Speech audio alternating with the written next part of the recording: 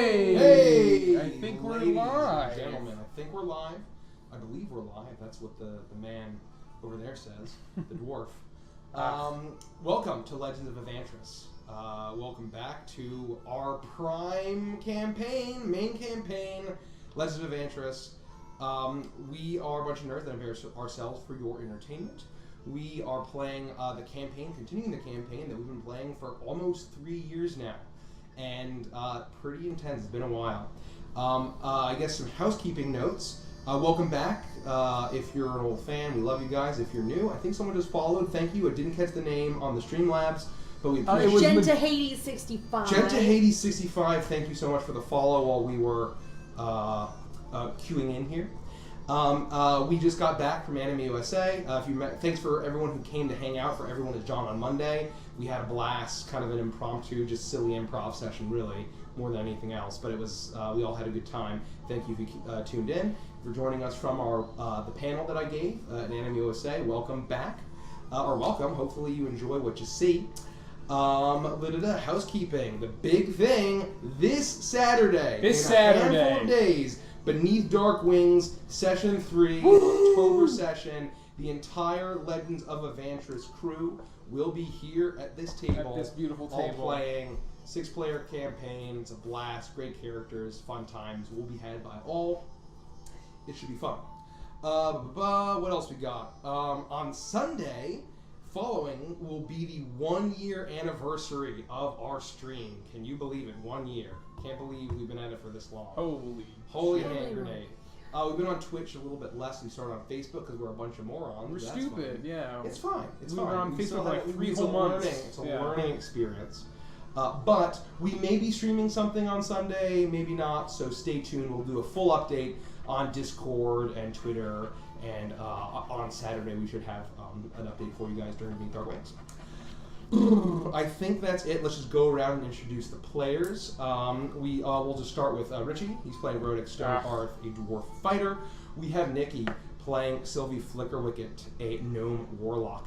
We then have Annulin, played by Kelsey. Annulin as a wood elf ranger. Good see. We then have Andy playing Avantris Truestrike, a high elf rogue. Also follow him, check him out. He streams a lot of video game business. He recently did a cosplay stream as Mad Moxie. That was a lot of fun. So we don't talk about that. Well, I just did. So. Is that a secret? He didn't get banned, so too late. It's happening. It's happening. So follow him for fun shenanigans as well. It's the great Andini, or the great _Andini. Yeah, he'll message in chat, and we can come hang. There is a VOD. It's true. There's proof. There's proof for now. I gotta take screenshots. Just clip all of it. The Salty's healer. Only for 30 days. Just clip it. Just clip it, and it's there forever. Salty. Misaki. So I think giveaway 600 followers. Something fun. You'll get like a dice bag or a book or something. It'll be pretty cool. So tell your friends. Please like and subscribe. I think that's all the housekeeping. This is a mature stream. We curse a lot. There could be dark themes. You don't know. It's Spooktober. It's near Halloween. Who knows? We have a YouTube channel now up and Yes. running. I'm working on getting all the past episodes up. I think I'm up to episode 18 on Prime. Yep. I have the first episode of Beneath Dark Wings. Haven't started on Feywild yet, but we will eventually get everything up there. So go ahead, search Legends of Avantris on YouTube, and throw us a subscribe if you're into YouTube. Yes, we love YouTube. With that, let's get into last time on Legends of Avantris. You had arrived back at your hotel, and awaiting you there was Tyche Heartseeker. She was fully dressed in combat leathers, it seemed, and she was ready to go. She had said that she had seen some spooky folk walking into the old cemetery, not the graveyard, Rich. The cemetery. Graveyard is connected to a church by definition. Oh, good to know. Good to know. Yep. It's very important distinctions here. Okay, got it. And Kirito, was friend Javier is oh my God, Kirito detective. Welcome. Oh, that's awesome. That's awesome. I'm so glad we got you into D&D. That's awesome, man. Yeah, it's such an honor. Yeah, hopefully stick around and enjoy. I'm glad you're enjoying it. Yeah. She led you to deep into the Crawdad Quarter, which kind of has an original name or kind of a pseudo name of Old Ogway. The original Old Ogway kind of the wooden huts on stilts kind of deep into the bayou. She led you deeper and deeper, and like basically on the very edge of the town, kind of on this long, narrow path of dirt and peat through a row of trees, you saw the old Ogway Cemetery. You notice a strange glow, and as you approach, you realize the entire cemetery was outlined in candles of varying colors, particularly a fluorescent purple, pink, orange, and green. And the flames matched that color. As you all investigated, you knew that there was nowhere to go but forward, but this definitely seemed to be a magical element, and the mystery was pretty intense. You made it to a small courtyard, and as soon as you crossed the threshold, these spooky spiders of the same shifting colors as the candles emerged out of pots, and seemingly called forth zombies. Glowing eyes of the same color are these lights, dripped in wax. And after dispersing these, you realized that there was some dark powers afoot. You then continued forward, nowhere to go but forward, and you came across two large masks, and they were being held up on a statue. And these masks, as soon as you crossed the threshold, kind of came alive and floated around and were ensconced in flame of the same colors as the candles. How about that? There's a theme here. Oh, wow. And you vanquish these spirit masks, or whatever they may be, and you then kind of took a rest, and you realized that after some attempting some things that nothing could fly within these candles, and that there was basically a magical field of some kind all along these rows of mausoleums. Finally, you weaved through the mausoleums and found a large courtyard with a huge mausoleum crypt in the center.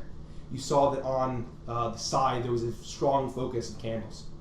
You saw shapes flickering in the candlelight, and you stepped forward and got a look. You saw that there were three figures. One was a bit taller, with a large wooden mask carved into a snarling face of some kind. And the other two seemed to be just humans that were scared out of their minds, a man and a woman.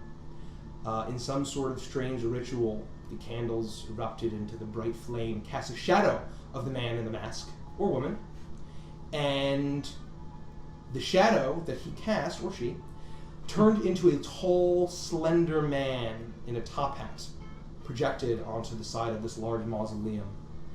A thin man in a top hat with a seeming cigar joked and laughed and talked about the troubles and the sorrows of these two individuals. Said you learned that these were two nobles of some kind that had both married into money, but they had been having an affair, and they wanted to elope with each other, but they needed money. And it seemed as if they needed each of their spouses to come to an untimely demise and have the money be left to them, and they could live happily ever after for the rest of their lives. The shadow's hands came off the side of the mausoleum. The deal was struck. This figure on the wall introduced himself as Baron Samedi. And as the figures, the three individuals, the ritual seemed to be done, the deal was stricken. They turned, and before you could kind of wait to look, an arrow flew out. You realized Taiki had shot the man in the mask, and she seemed quite eager to kill him. And a battle ensued, and the shadow on the side of the mausoleum alluded to collecting the deal early. The figure in the mask threw some strange powder onto the couple, and in some horrific ritual magic spell of some kind, they were stitched together in some horrific abomination. And the figure in the mask also threw up strange glowing green dice that shot out all sorts of strange blasts of energy that turned into exploding frogs. Battle ensued, and you all finally killed the fusing of those two lonely souls, killed all of the exploding frogs, and you are all standing in the wreckage, the remnants of this battle in the cemetery, all of the candles around you that had been lit and so brilliantly colored are now completely out.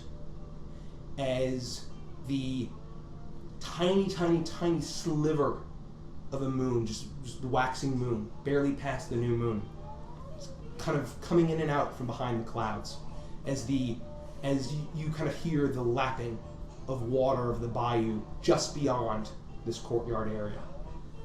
As you're all standing around, kind of quiet returns, except the kind of heavy panting of your party. What are you guys doing? All right. Sylvie, first I want to say thank you for helping mend my wounds a bit. That was a little bit of a rough battle, but I do have an unfortunate, embarrassing thing to admit. I received this really great magic item, and I'm still not used to using it, and I probably could have avoided a lot of damage in the last fight, so I just want to say that's on me. I'm working on it. It's a personal problem. I'll try to get there, and hopefully you won't have to heal me as severely in the future, so, but I appreciate it. Yeah, okay, sure, yeah. It's always like a last resort, too. It's more like, oh, well, I die if he dies. Yeah, well, I can't collect his arm. Sure, I'll heal him, so it's fine. I'm glad we've reached an understanding. Mm-hmm. Just real quick, is there, so it's like complete darkness, we're completely alone. It's complete darkness. All you can kind of see is very faint, like the faintest moonlight, but it is near pitch black. If it wasn't for all of your dark vision, you wouldn't be able to see a thing. You look around and the cemetery is totally still, and as kind of the quiet returns, it was this eerie quiet before, you then start to hear the croaking of the frogs, the cry of the whippoorwill off on the swamp, the crickets and the cicadas and the bugs of the swamp, as the bayou kind of almost starts to come alive again. And off in the distance, you see the dots of fireflies light up and flicker. And it almost seems as if the bayou is returning to normal. Is Taiki nearby? Yeah, you look at Taiki, and she's looking around with wide eyes. They seem to be lost in thought. As she's kind of looking around, you see her kind of put the bow on the back of her, on her back, and she pulls out these gloves and starts putting them on, just kind of looking around. And I want to... Oh, sorry, go ahead. Go ahead. I want to walk up to her and grab her by the arm. Not like hard, but with purpose. I'll join Avantris behind them. And say something along the lines of, what the hell was that? Why did you fire on this person? Did you recognize that man? I would like you to make an acrobatics or athletics check, your choice. It'll be acrobatic. 15? Okay. Why don't we turn up them just a bit? Yeah. I can't. So if sound is off, just let us know. She looks around and she says, "Well, I guess that happened. You know what? I don't think I'm cut out for this this voodoo stuff." Ah! And then she kind of like tries to dodge out of the way, and you grab the leather on her arm and you hold it firm, and you say what you said. And I thought we came here to look up spooky guys. There's a spooky guy with a mask, and he did bad things, right? Isn't that what we're supposed to be doing? Listen, I told you when we started this that you didn't have to see it through, and that this was going to be dangerous, and you do what you have to. You can leave at any time, but you cannot leave if you know something that may eat us. You have to tell us what you know first. Music is low. Okay. Vanders, I don't know nothing. I don't know why you think I know anything. I mean, I hesitated. My finger slipped. I lost an arrow. I mean, it happens. I haven't been in combat in so long. Insight check. Go for it. A 13. 13. She seems to be honest. All right. Well, I can't force you to say anything that you don't want to say, and you perhaps are telling the truth, but I've known you for a long time, and I think you're acting strange. And if there's anything that you're holding back from us, I'm going to be very disappointed in you. And we'll keep you alive, as long as you're honest with us. But I'm just letting you know, if you're hiding anything right now, we can't guarantee your safety. No, I mean I understand. I mean I think I'm gonna hang up my bow and I'll skip out of town and that'll be fine. That'll be just that. It'll be fine. She kind of nudges away and kind of takes a few steps away, getting out of your grip, Vandris. Unless you would like to continue to grab her. No, I'll release her. But I do want to say, what is your employer going to say if you just disappeared? You know, I'll let them know. I'll let them know that I ain't cut out for this, and that's that. That's fine. You look around, and she's kind of like looking. She's looking around, like kind of at the canopy of the trees, and says, "Anybody got the time?" And she pats and she pulls out a small pocket watch and she flicks it open and she closes it and she says, you know, I think I am gonna go home and lay down. Why don't we all make our way out? I mean, this is clearly, we have no idea they're gone for good. Can I listen to see if I hear anything else Make at a all? perception check. And while all this is going on, would Sylvia ever heard anything about a Baron Samedi? Like, do I have any recollection of the name or any like folk tales that I would have heard about somebody like that? Make an Arcana check at advantage, please. Oh, double sevens. That's fun. 7 or 11s are the lucky numbers. You don't know what the DC is. Arcana. 13. 13. That's enough. Rodek, you listen around, and everything is quiet.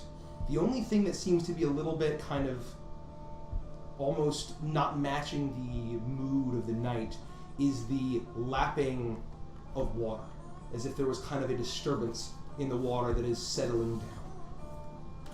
Sylvie, Baron Samedi, you've heard only through your own mischief.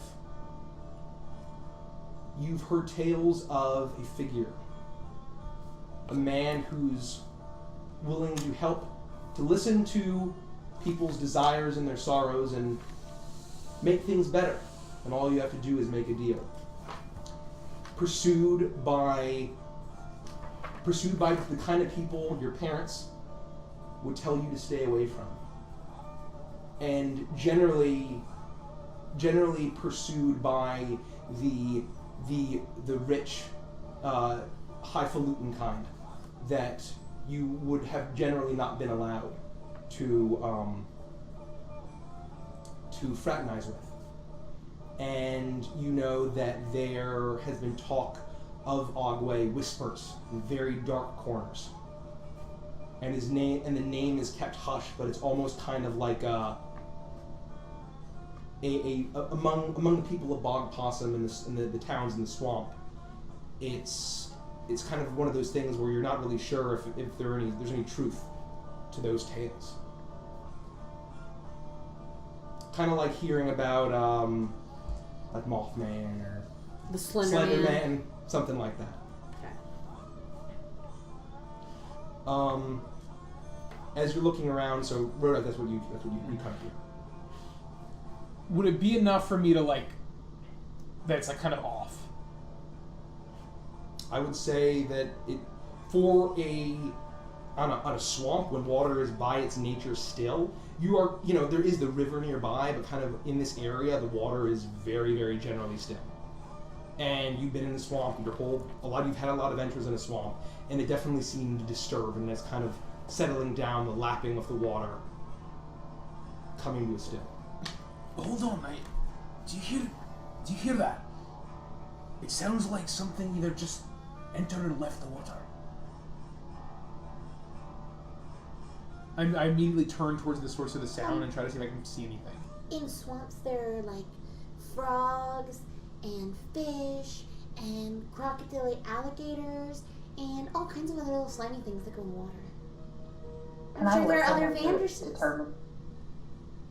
What? Sorry, can I listen and determine if the sound is like animal, like hostile animal? Make a nature check. While she's rolling, I just wanted to say I got a notice at the top of the screen that says remaining meeting time 8 minutes and 45 seconds. I don't know if you guys see that on your screen. I don't want to get the meeting. Hopefully we don't lose everyone. Oh, hopefully That would be a problem. Well, thanks for the update. Rich will work on that while you roll. What did you get, Annalyn? What did you tell me to roll? Nature. 26. 26. You've gotten the sense of like kind of animals sliding into the river or splashing. This kind of disturbance, I would say that your kind of Rodek has clued you in on the sound and you're kind of hearing it.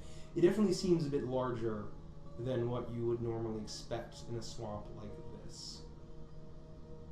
I don't know. That sounds like one big gator to me. Maybe I should check it out. While it may just be an animal, I have to agree with Annalyn and Rodek's curiosity. I hate to leave the area without at least doing some sort of perhaps a sweep. Let's go. And I start kind of moving towards the sound of whatever the water is. Okay. Make an investigation check. Do my minute seeing glasses help? I would say if you're looking at the ground, they would help. Okay. So what does that do? It gives me advantage, right? Yes, on investigation checks. Oh wow. Gotta get it up for natural 20. Gotta give it up for natural. Gotta give Gotta it give it up. up. Got it. 21. 21. You look around, and you're looking around. You kind of see the corpses of these frogs are kind of withering away into strained kind of green powder. Oh no, not the little froggies. And as you make your way, you stand where the hooded figure in the mask had thrown down that pink powder and disappeared. But you see very clearly boot prints that lead from the center of where he'd been standing through that courtyard back, and then where they end is the edge of the bayou where the water's kind of finally settled. Shite. How long has it been since that happened? You just had like a large battle and you've been kind of recovering, so it's probably been 10 minutes, like longer. So do we think that he just like slunk off into the water? He's just gone? Aye. He can swim, at the very least. Well, regardless, we need to get out of here. This is certainly not safe. And I don't want anything coming back. No, I agree. I also, I have to wonder what connection this may have to any of the other cultist activities that we saw when we were sailing into this city. It may be completely unrelated. This could be strictly an Ogway thing, but I'm curious if there's any kind of connection. Sylvie, do you know anything about what we saw? Like what? Like, have you heard of anything like that with masks and frogs and people being stitched together in a shadow man? Well, I've made a fecal deck before, so I've made a people out of things a people is not, yes. Stitching actual people together is not my forte, I would say, and I'm sure it happens here and there, as we saw, it did happen. But no, I don't know much about it. What I am focused on, however, is those poor frogs that are now little dusties. The ones that tried to kill us and exploded. Yeah, but I mean, now they're dust, so you kind of have to feel bad for them, right? Alright, let's go. Okay. Yeah, I'm gonna keep what I know about bearing insanity to myself. Okay. You keep that to yourself, and then kind of as you're turning to leave, Sylvie, I would like you to make an intelligence roll and a perception intelligence check and a perception check. Intelligence, just straight int. Yep. Intelligence is 2. Perception is 12. 12. So So both of them are 12 and 12. 12 and 12. So, as you're kind of getting ready to leave, everyone's kind of turning and ready to go, something kind of hits the back of your mind, and you remember back to when you had come across the line of the candles that had filled you with that terrible sense of dread. You and Taiki had been kept back, and when you were finally kind of overcame it, you were almost like charmed. And as soon as you overcame it, you grabbed her hand and you jumped over the threshold of the candles. And you were too the charm was still kind of lingering in your head, and you didn't notice this at the time, but you're starting to remember kind of you're feeling the kind of like nip of the winter air on the body. You're very south, but it's still a bit of a chilly night. And for some reason, Taiki's bare hand was fairly cool. A lot more than you'd be expecting. Taiki, Yeah? you know, we did this together, right? Like, we both of us, we would have run away, right? Together. Yeah, I mean, yeah. And I'm feeling a little scared. Can I have your hand? Yeah, of course. And she holds out her hand, which she's now covered with a glove. And she gives you her hand. Yeah, here you go.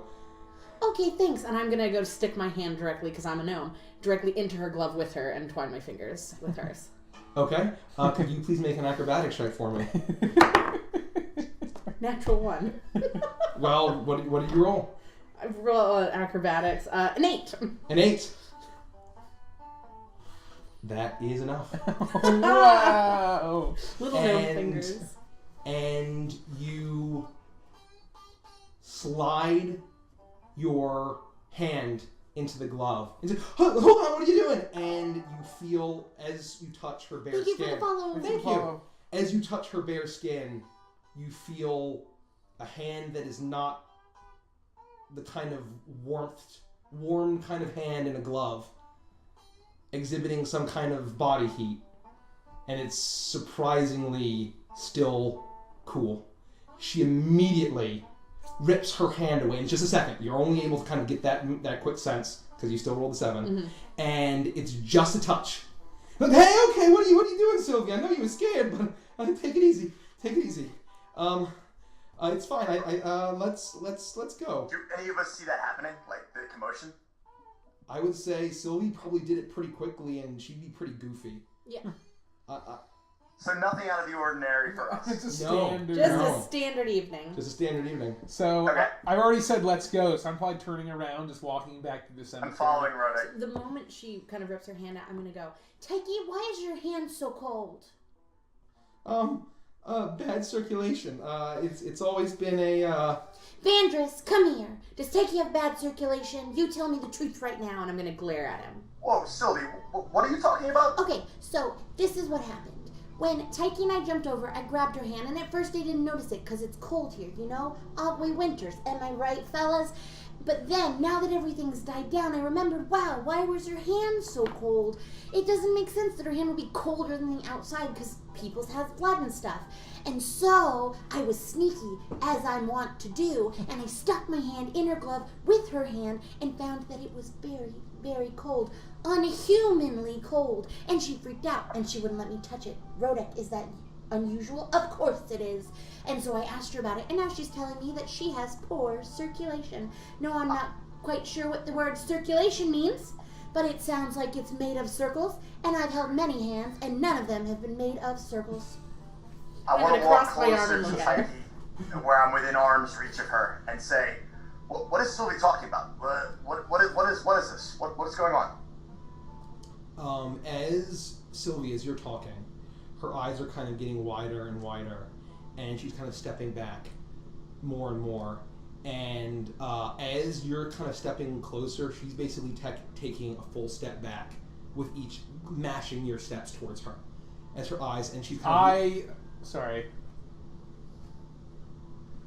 Taiki, what are you doing? What is this? I immediately run and I immediately tackle her.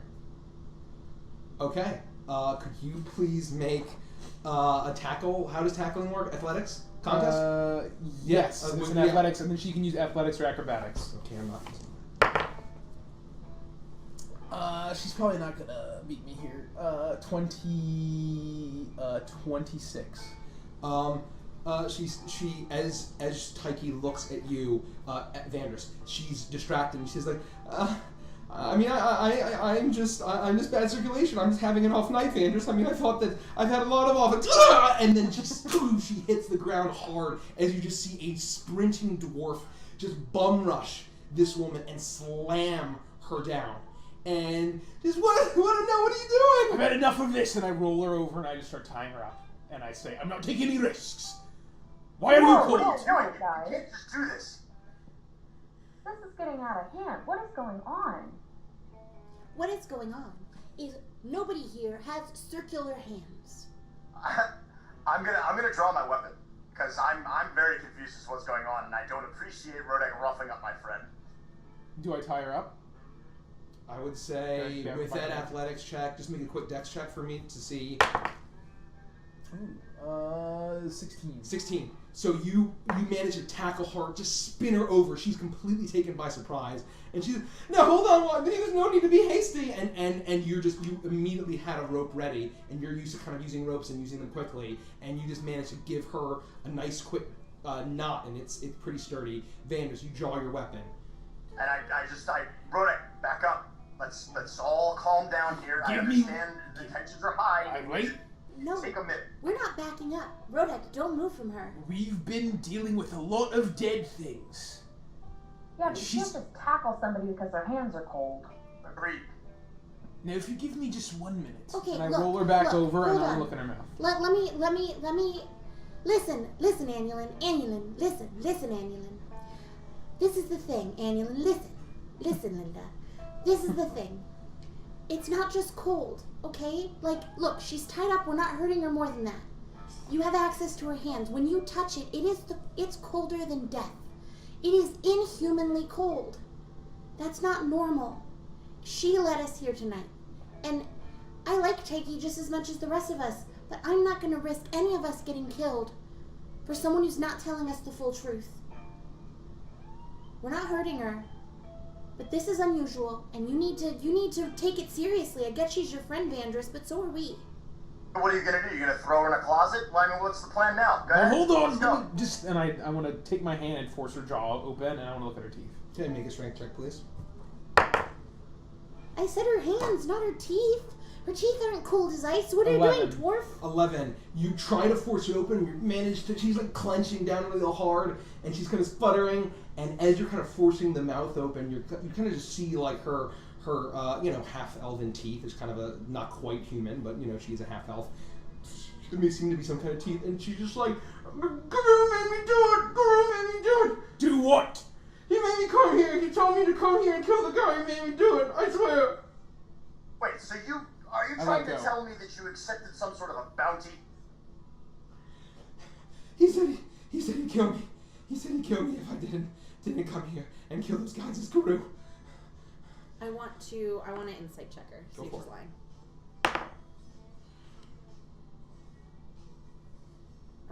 14. She's not telling the truth. You're a liar. Cold hands, you're a liar. She's lying. What? Why would you do this? I'm sorry, but I have to do it. And I'm going to charm monster. Okay. And it is. She has to make a wisdom saving throw against a DC 19. 19. That is. That is. That's tough. And I roll regardless of the kind of creature she is. Does it, would this be considered fighting it because we have her restrained? Like, we're not attacking her, I would say. but I want to make sure that you have the ability if you think that... I would say would be being considered tackled fighting. on the ground and tied up Yeah, would yeah. be considered attack. Okay, so then she would roll with advantage. Okay. Regardless.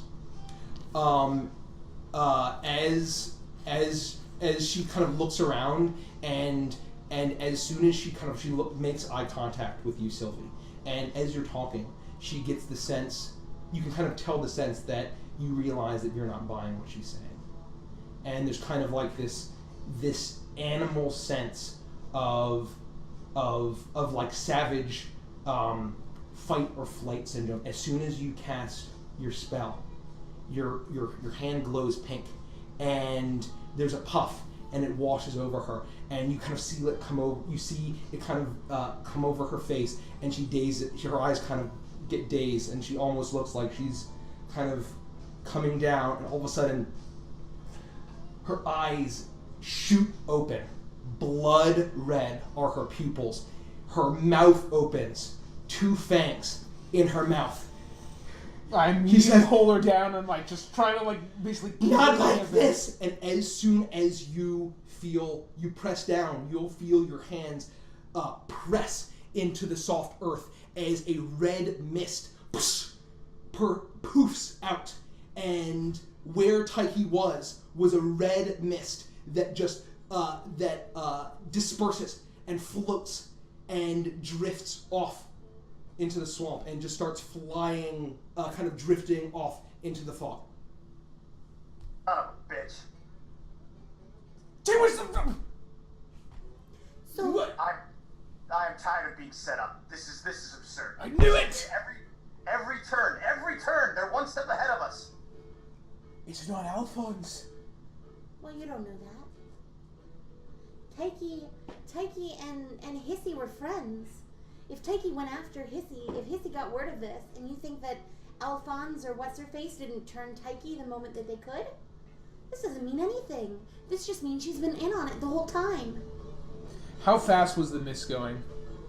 It was going quick, not like just it kind of drifted off. You kind of realize that it was so dark and there's so much kind of fog over the. Thanks, Andy. There was so much fog, it kind of drifted away, and it drifted away pretty quickly. But not like in one direction. It sort of It dispersed. kind of love One dispersed Direction. into one direction off towards the swamp. But like kind of it dispersed out and then kind of recoalesced and then kind of disappeared into the fog that was low over the bayou. Do we go after her? Both of you can fly. I mean, how? Well, one, we don't even know if that aura or whatever was stopping us from flying before is gone. Well- Two, we don't know which direction she went. She vaporized. I don't know how to follow vapor. So what I think is, and this is very important, is, well, I know that she was lying about Guru sending her. She's worked for Guru, so I think what we do is we just go back to the hungry catfish, the jontial catfish, the jovial catfish, whatever it is, and we tell him exactly what happened. That she led us here and that she tried to blame it on him and she ended up being a Dracula. Because maybe he'll be able to say, oh, she's worked for me for a year and a half, and let me tell you some of the strange things that have happened around her that might lead us to clues, that might lead us to who's behind it all. Maybe We need it's, to warn Emiria. maybe it's Mrs. Scarlet in the conservatory with the candlestick. We need to warn Amelia. Yeah.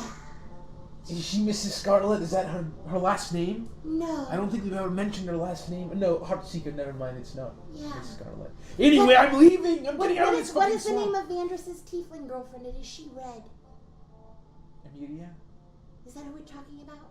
Hey? Yes. Is she red? Devil Dance. I'm leaving. Emiria, Devil Dance. We're going to find a way to warn her. I'm not worried about her being. Is she red? And She's like a rusty color. Like, Going so, forward, Sylvie will refer to her as Mrs. Scarlet. Okay. I'm worried about her potentially being approached by Hissy at this,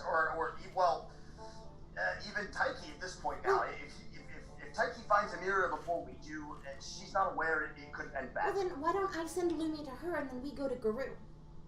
I think that's fine. We need to let Emiria know as quickly as possible. Yeah, we need to go now. Send a message. So I'm going to tell Lumi exactly what to say, but I'm also going to pull parchment out and write the letter and give it to her. Okay. And just be like, give this to her, and I'll have my little signature on the bottom. And the letter's just going to say, believe whatever Lumi says. I'm sending this as, like, proof that we haven't been, like, thwarted or whatever. Or, And so she's going to try to like go down to the docks to try to intercept the ship. yeah. Okay, cool. So she, Lumi takes it and she kind of like looks around nervously and she like bats her wings a few times, and she looks around very excitedly and she can suddenly fly again, which she hadn't tested yet. And so she does a few little barrel rolls and spins, and golf she ball tried her. a somersault. And thank you. And then she flew off, kind of in the very high up to get out of the canopy of the bayou, and then flew back towards town. I have such a talented pixie. Like, I don't want to brag or anything, but jeez, did you see those barrel rolls? Spectacular. I feel sick. Can we go? Sure. So I start to. I guess we'll start to leave through. I guess the way we came, right? That's really the only way to go. Would be the path of least resistance. for On sure. our way out, I want to look into the pots and the things that got the mausoleums or whatever that got smashed open, just very quickly, just to sort of see if there's anything else that we missed because we didn't check those last time. Okay. So just make a general investigation check, please.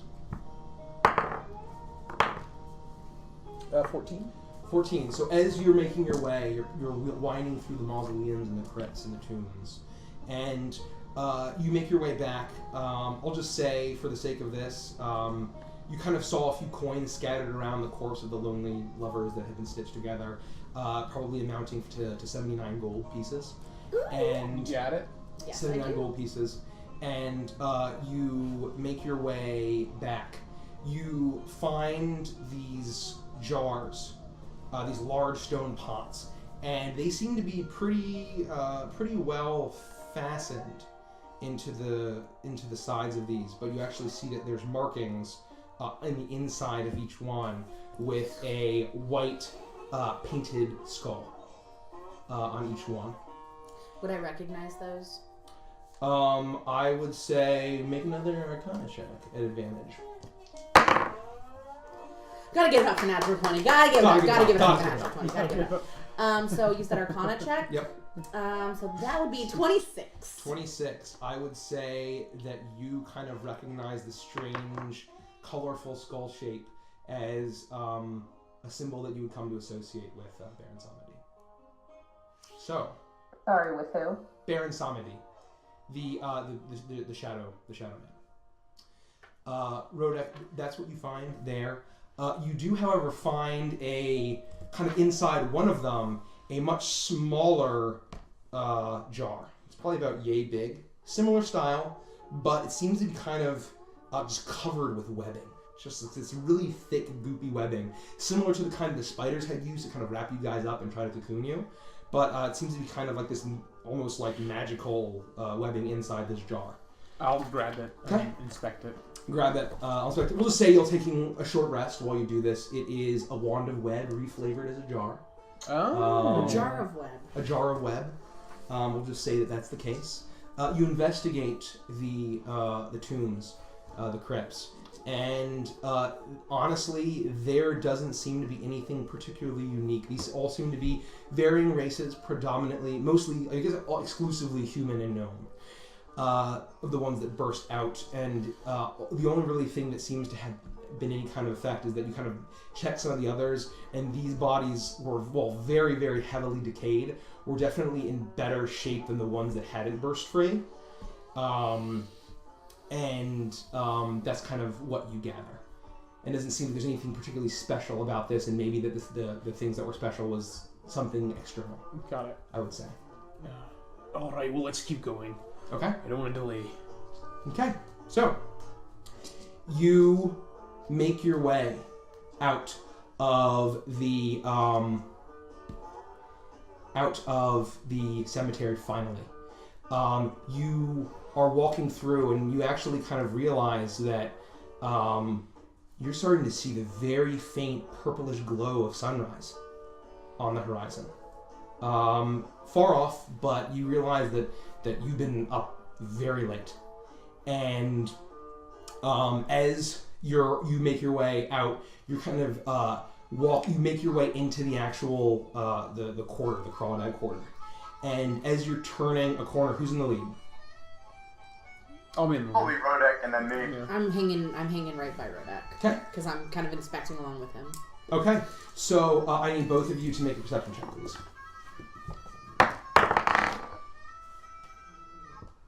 12. 20. 20. Rodek. As you're walking, you turn a corner, and you're going, at a standard pace, kind of recovering. The town is basically dead. You see the occasional flickering of candlelight and lamplight in the occasional window of the home that you pass by. And Rodek, as you kind of turn a corner, you notice in the corner of your eye something small and metal just whizzing at your direction. And can I jump out of the way? you jump out of the way, and you're going to tell Sylvie too? Yeah, I'll say, move! And I'll jump out of the way. Okay, you both jump out of the way, doom, doom, doom, and you realize that two small knives have embedded as both of you are sprayed with sawdust from these two knives that have hit the wooden building that you've ducked behind.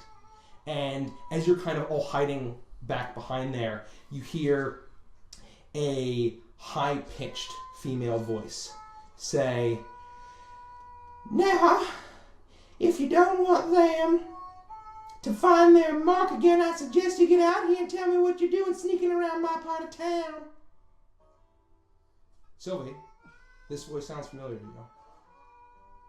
It's hard to place. Your name sounds familiar to me. I'm not going to tell you who I am until you tell me who you are. That's not a threat or anything, but, I think I know you. You hear a moment, you hear a voice say, "That wasn't what we was expecting, boss." "Shut up.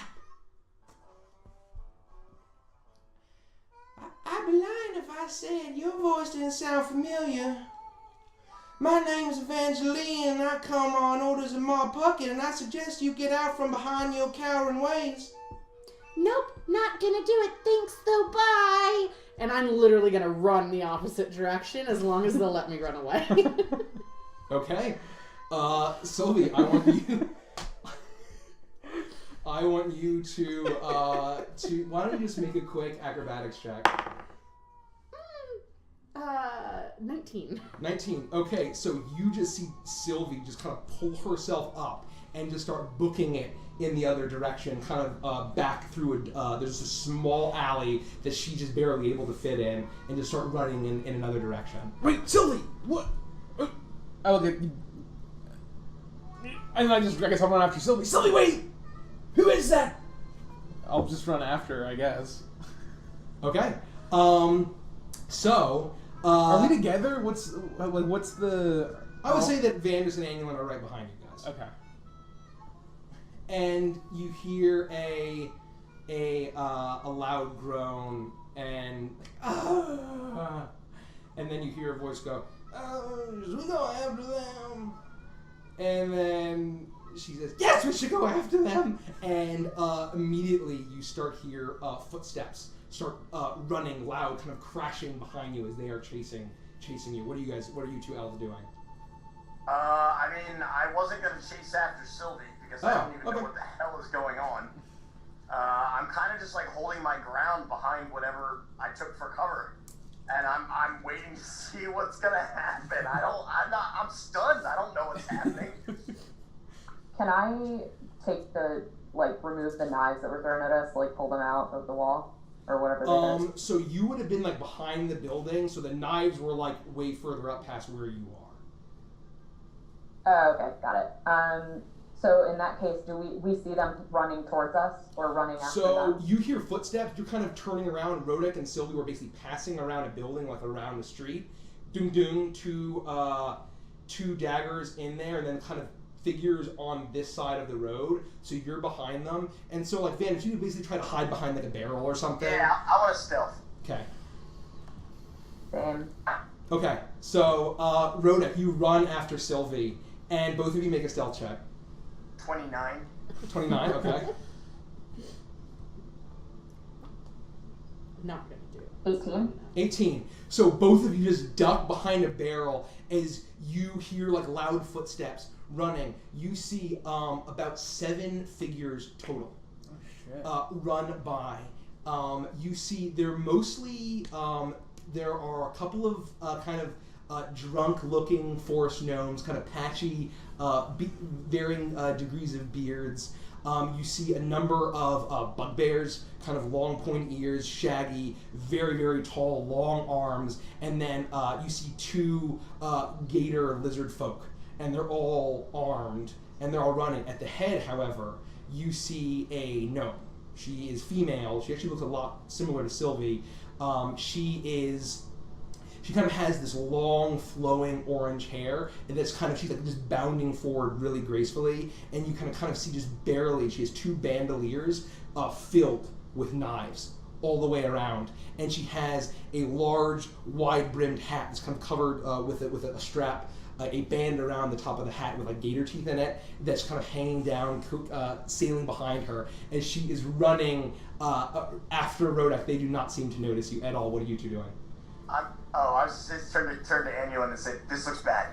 We should let them pass, follow, and then see if we can get back to Rodek and Sylvia." Can I hear that Rodek's following me? Yes. I would say. Shake my head emphatically. What are you saying? I'm sorry. I said I would just shake my head emphatically at Avantris' suggestion. Okay. I'm going to stop for a minute and like kind of push myself to the side to wait until Rodek would catch up, and then I'm just gonna leap onto his back and like wrap my arms around his neck and go, "Don't let her get me!" And so Rodek, you kind of turn around a corner as you hear a loud voice come up from a shack. Do you know what time it is? Shut the hell up! As Is Sylvie on me right now? Sylvie has now jumped on you. Who the hell is that? Oh, I don't want to talk about it, but don't let her get me. All right. And then I just start looking for like a door to go in or like somewhere to sort of like duck in. You try a door and like it's locked, and then you hear the next voice kind of come from inside. Says, "The next attempt will be returned with return fire." And I just keep going. I guess I'll go down an alley. I'll just duck around and try to find like a keep barrel or going, something. and then I'm gonna do. Okay. As you're getting ready to turn a corner, Rodek, you once again see boom, boom, and two knives fly directly in front of your face. You kind of you're I would say you're taken aback, and then all of a sudden you hear another, and there's a loud, and then you look up, and then ropes that had been carrying, holding like this large shipment of barrels, has collapsed and kind of blocked your path and barricaded you from kind of going, and you're almost at a dead end in this like small alleyway in this town that you've looked at. And they're behind us. And they're behind you. And Evangeline, don't hurt your sister. And all of a sudden, the posse that's been chasing after you, hear the footsteps kind of slow down as I defeatedly jump off one, of Rodek, head hanging, and I start walking towards them. As one says, "That was a nice shot, Buzz. Shut up!" And she says, "Hold on, I got this." And you can kind of hear that there's a sense of disbelief in her voice. As she kind of steps forward, and you can kind of now see that there are the occasional lantern. There's the occasional lantern hanging on the occasional hook along on various poles along, just attempting to light this street. And you hear the voice say, "Well, Sylvie, I thought that might be you, but I thought you was dead, plumb certain." Yeah, that probably would have been better for me in the end. Please don't kill me or my friends. Rodek. Do we see this interaction, like, from where we're standing? I would say that you're kind of creeping behind. You're on your way. You're maybe able to hear this, but you're still far away off. And so you can kind of see her form now. She finally comes into view. Those kind of bright green eyes, the freckles that are all over her face, the kind of these bright red lips, and this does seem to be Evangeline, but far more, not what you were expecting probably either. She seems kind of far more grown up and intense, and especially with the posse of thugs that are behind her. And she kind of sidles up to you. You hear the loud clank of her boot buckles as she steps. She has these very tall heeled boots, as if she's trying to make herself a little bit taller. But you know that she's definitely maybe even shorter than you are. And as she steps into the lantern light and she taps her bandolier, Rodek, you notice that the knives that were in the wall next to you have vanished, and they reappear back into her bandolier. And she says, "What are you doing in the Crawdad Quarter at plumb 5:30 in the morning?" Well, some stupid friend of my friend dragged us out here for absolutely nothing, and then we were literally just getting ready to go home. What are you doing out here throwing knives at strangers? You got tall, by the way. Much more tolerous than I expected. I don't know what you're talking about. I've always been this tall. Well, maybe I got shorter then. Well, I'd expect that from Sylvester. Sylvie! Okay. Sylvie! Your Okay, name is Sylvester. You see one. You see Sylvie's face go bright angry red. And both of the elves, you're kind of creeping around. You're seeing the backs of all of these goons, and one of the gators, he seems to be actually shockingly plump for being a lizard. They're folk. gators. Yeah, two of them are gators, and leans in and says, "Should we do anything, boss?" And he says, "Hold on." They call you boss? Well, yes, I did make something of my life, Sylvie. That's amazing. I don't know why you're so surprised. I just thought they were your boyfriends. Well, I mean, maybe they are. Who knows? Yeah, maybe. Anyway. They wish. We just want to get out of here. So, I'm thinking it's probably the best for the both of us if you never saw me. I'm still dead. You don't tell Dad I was here. Dad doesn't know I'm here. And we're good, right? Well, Sylvie, I'm glad you're not dead. I'm not so glad right now. Well, it could be worse. But if you know something about the vampire and you don't be talking, you will be, I'll put in a good word, but you'll wish you was dead. All right, well, Avantris, Daniel, and Rodak, I think we've got a conversation happening right now, and I don't want to be the only one that's having it. From the end of the alley, I want to shout, Rodak, Sylvie, are you alright? Hold on. This is your sister. Yeah, that's mine. Why are you trying to kill us? With those knives?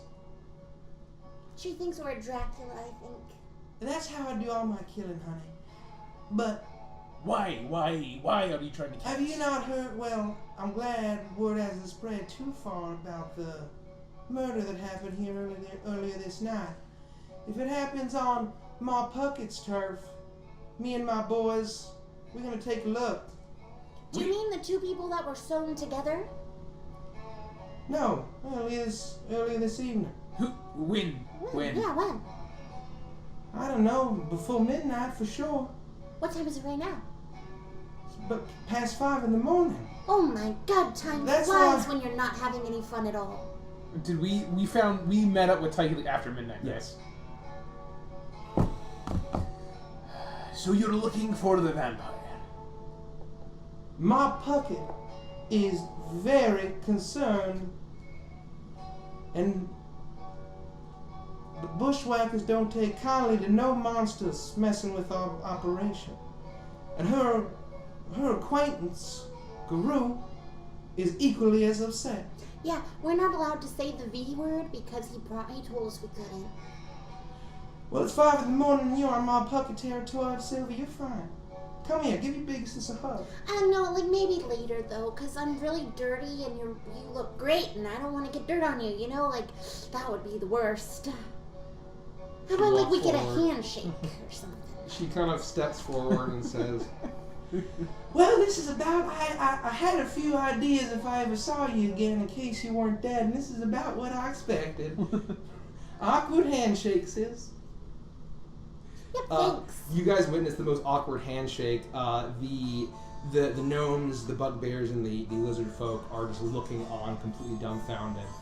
And you hear one of the bugbears say, so does this mean we don't get to feed the gators now? I wish that were Sylvie's voice. Yes, that's what it means.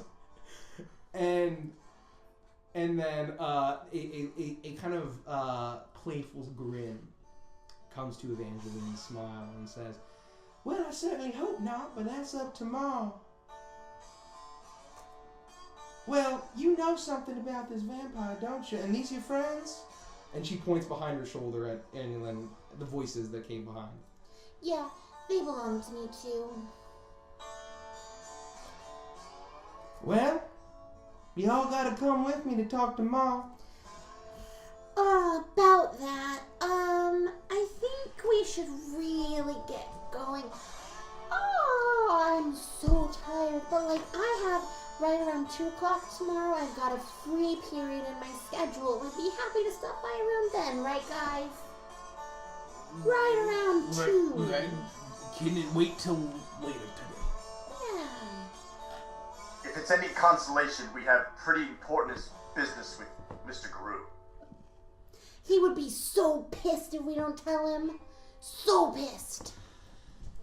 So pissed he might kill anyone who hindered us. That pissed. Sylvie. Yep. I know Mr. Guru is a man who wants what he wants.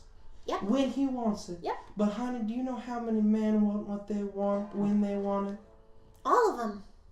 Exactly right, Sylvie. I taught you well. That's why you had so many boyfriends. Yeah, no, that is exactly why.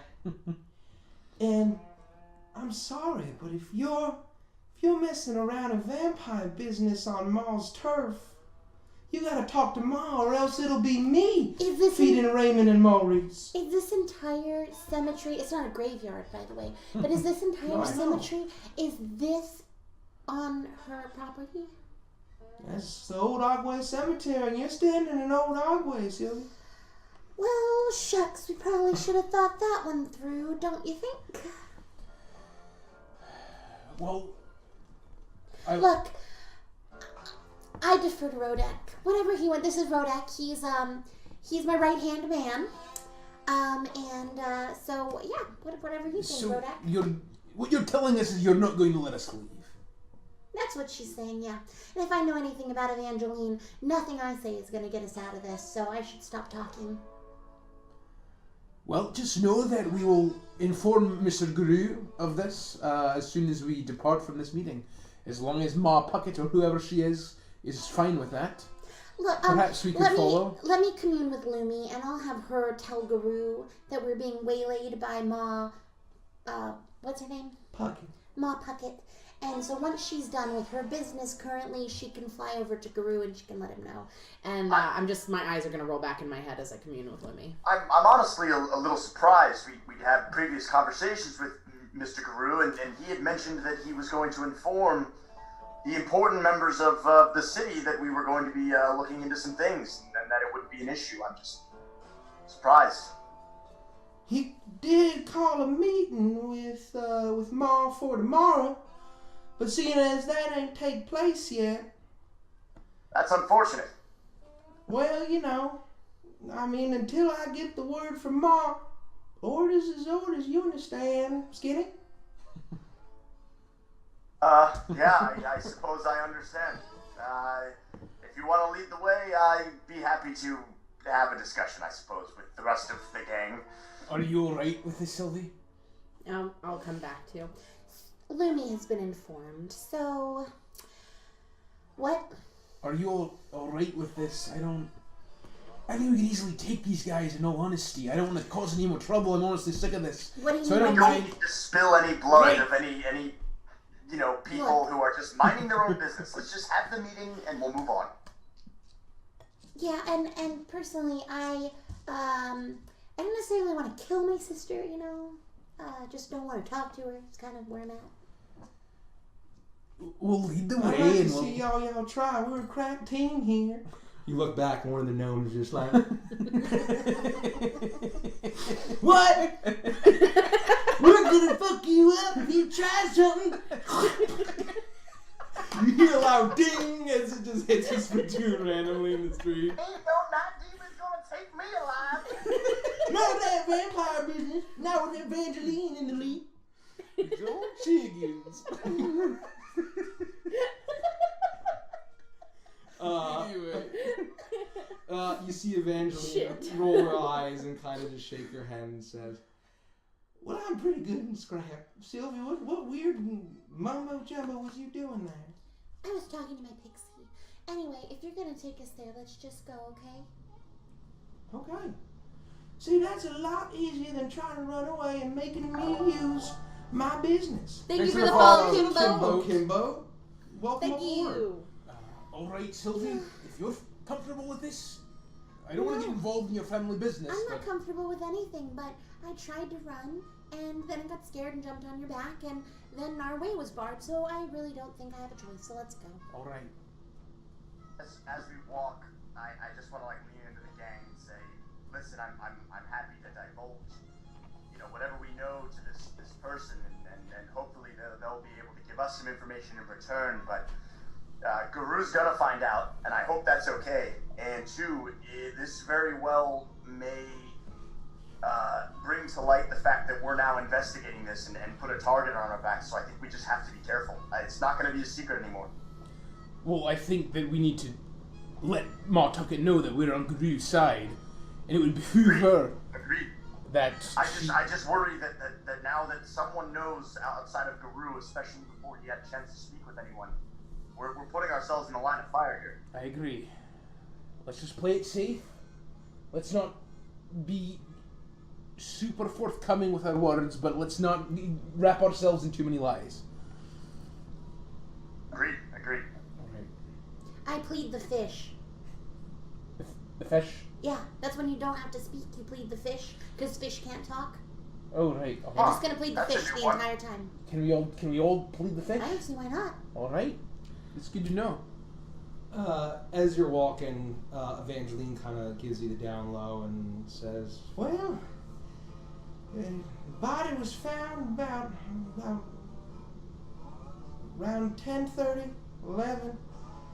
Blood drained, bite marks. What type of humanoid was it, Evangeline? It was a young man, man. a poor boy, a stable boy, not much older than 16, I think. And Did you find him in one piece, or was he just? What was the scene like? he was slumped over his working bench, and 2 marks right here. Looks like someone gave him one good final kiss, and that was it. And there'd been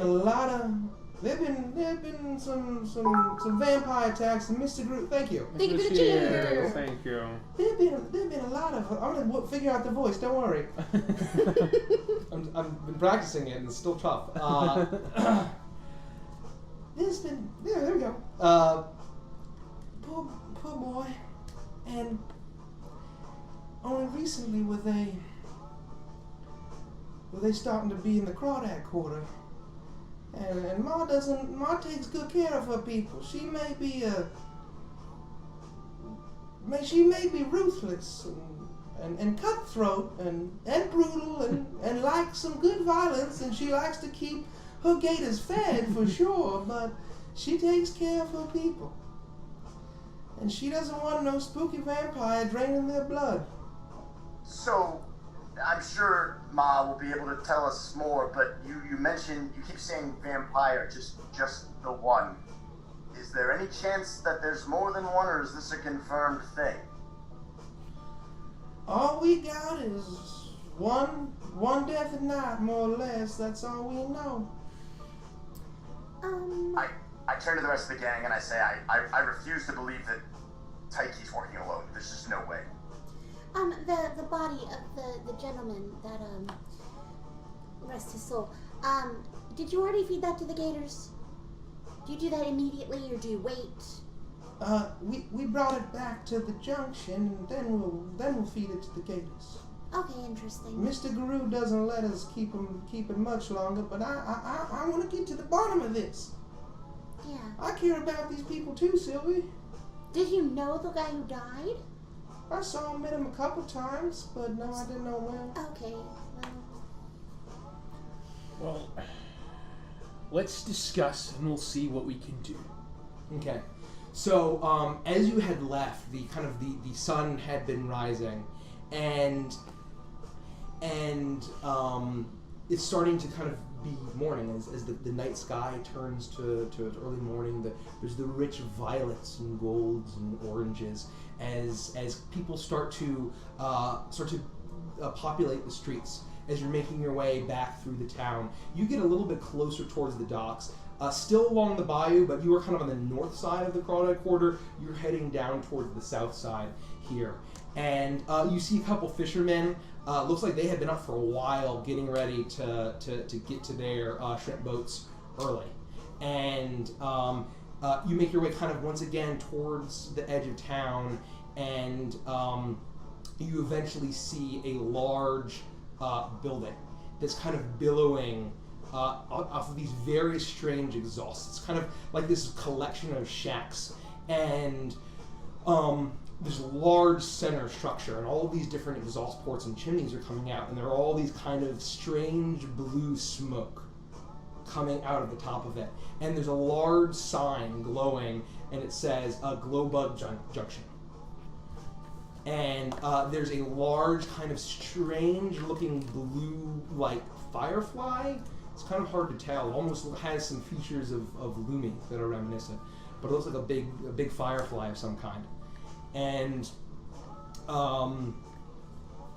you stop at the door. Evangeline stops and pulls out a ring of keys, and she flips through, and she finds a key, unlocks it, and she turns around and says, "None of y'all touch nothing.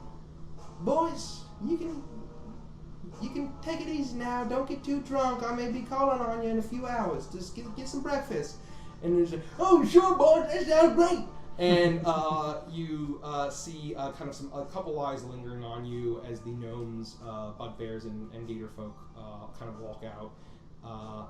And you hear one of the bugbears say, "I wanted to feed the gators," and kind of whining and muttering as he left.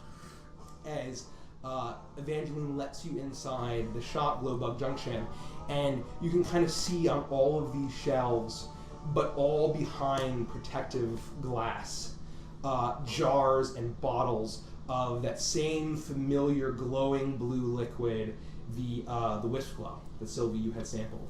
And she leads you through the shop.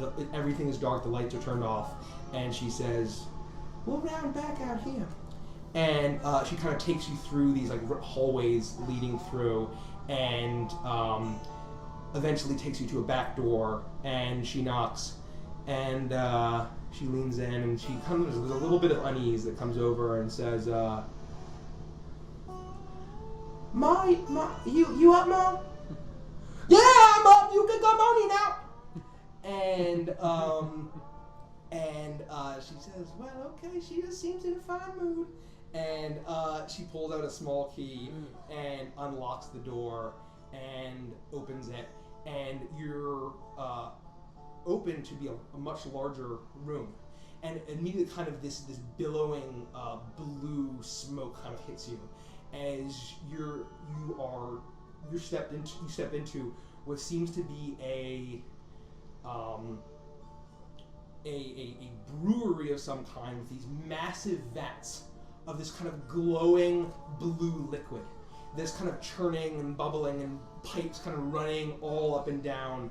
And there is, you can see at the center, with a huge spoon over her shoulder, dripping with this kind of blue gelatinous liquid, seems to be a gnomish woman, very rotund, in what looks like kind of this pink polka dot nightie with these big fuzzy slippers and big poofy mane of white hair, but in curlers. And she turns to you, and you can see that she has these spectacles that must be like 3 inches thick. And so all you can really see are like these tiny flicks of black of the pupil of her eyes through these spectacles, and says, "So this is all the vampire business? Are we gonna go feed them to Maurice and Raymond?" And Evangeline kind of holds up her hand and says, No, Ma. These are people who have information about the vampire, and we are. I'm Evangeline's sister.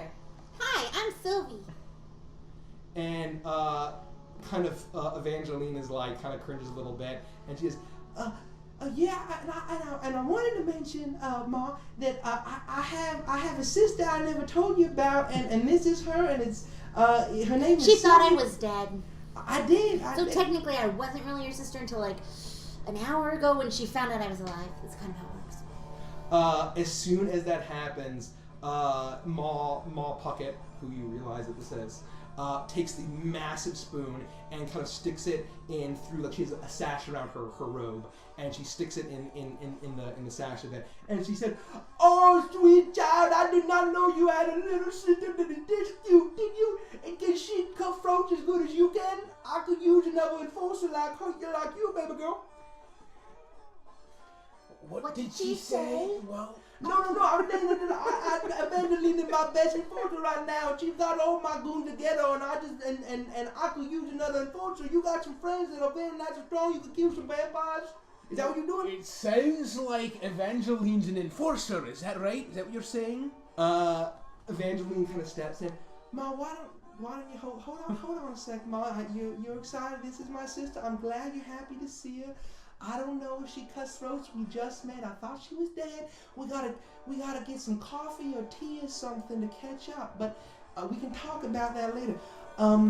What Ma is trying to say is yes, I am the head enforcer. I have a real job, better than catching possums back in Bog Possum, huh?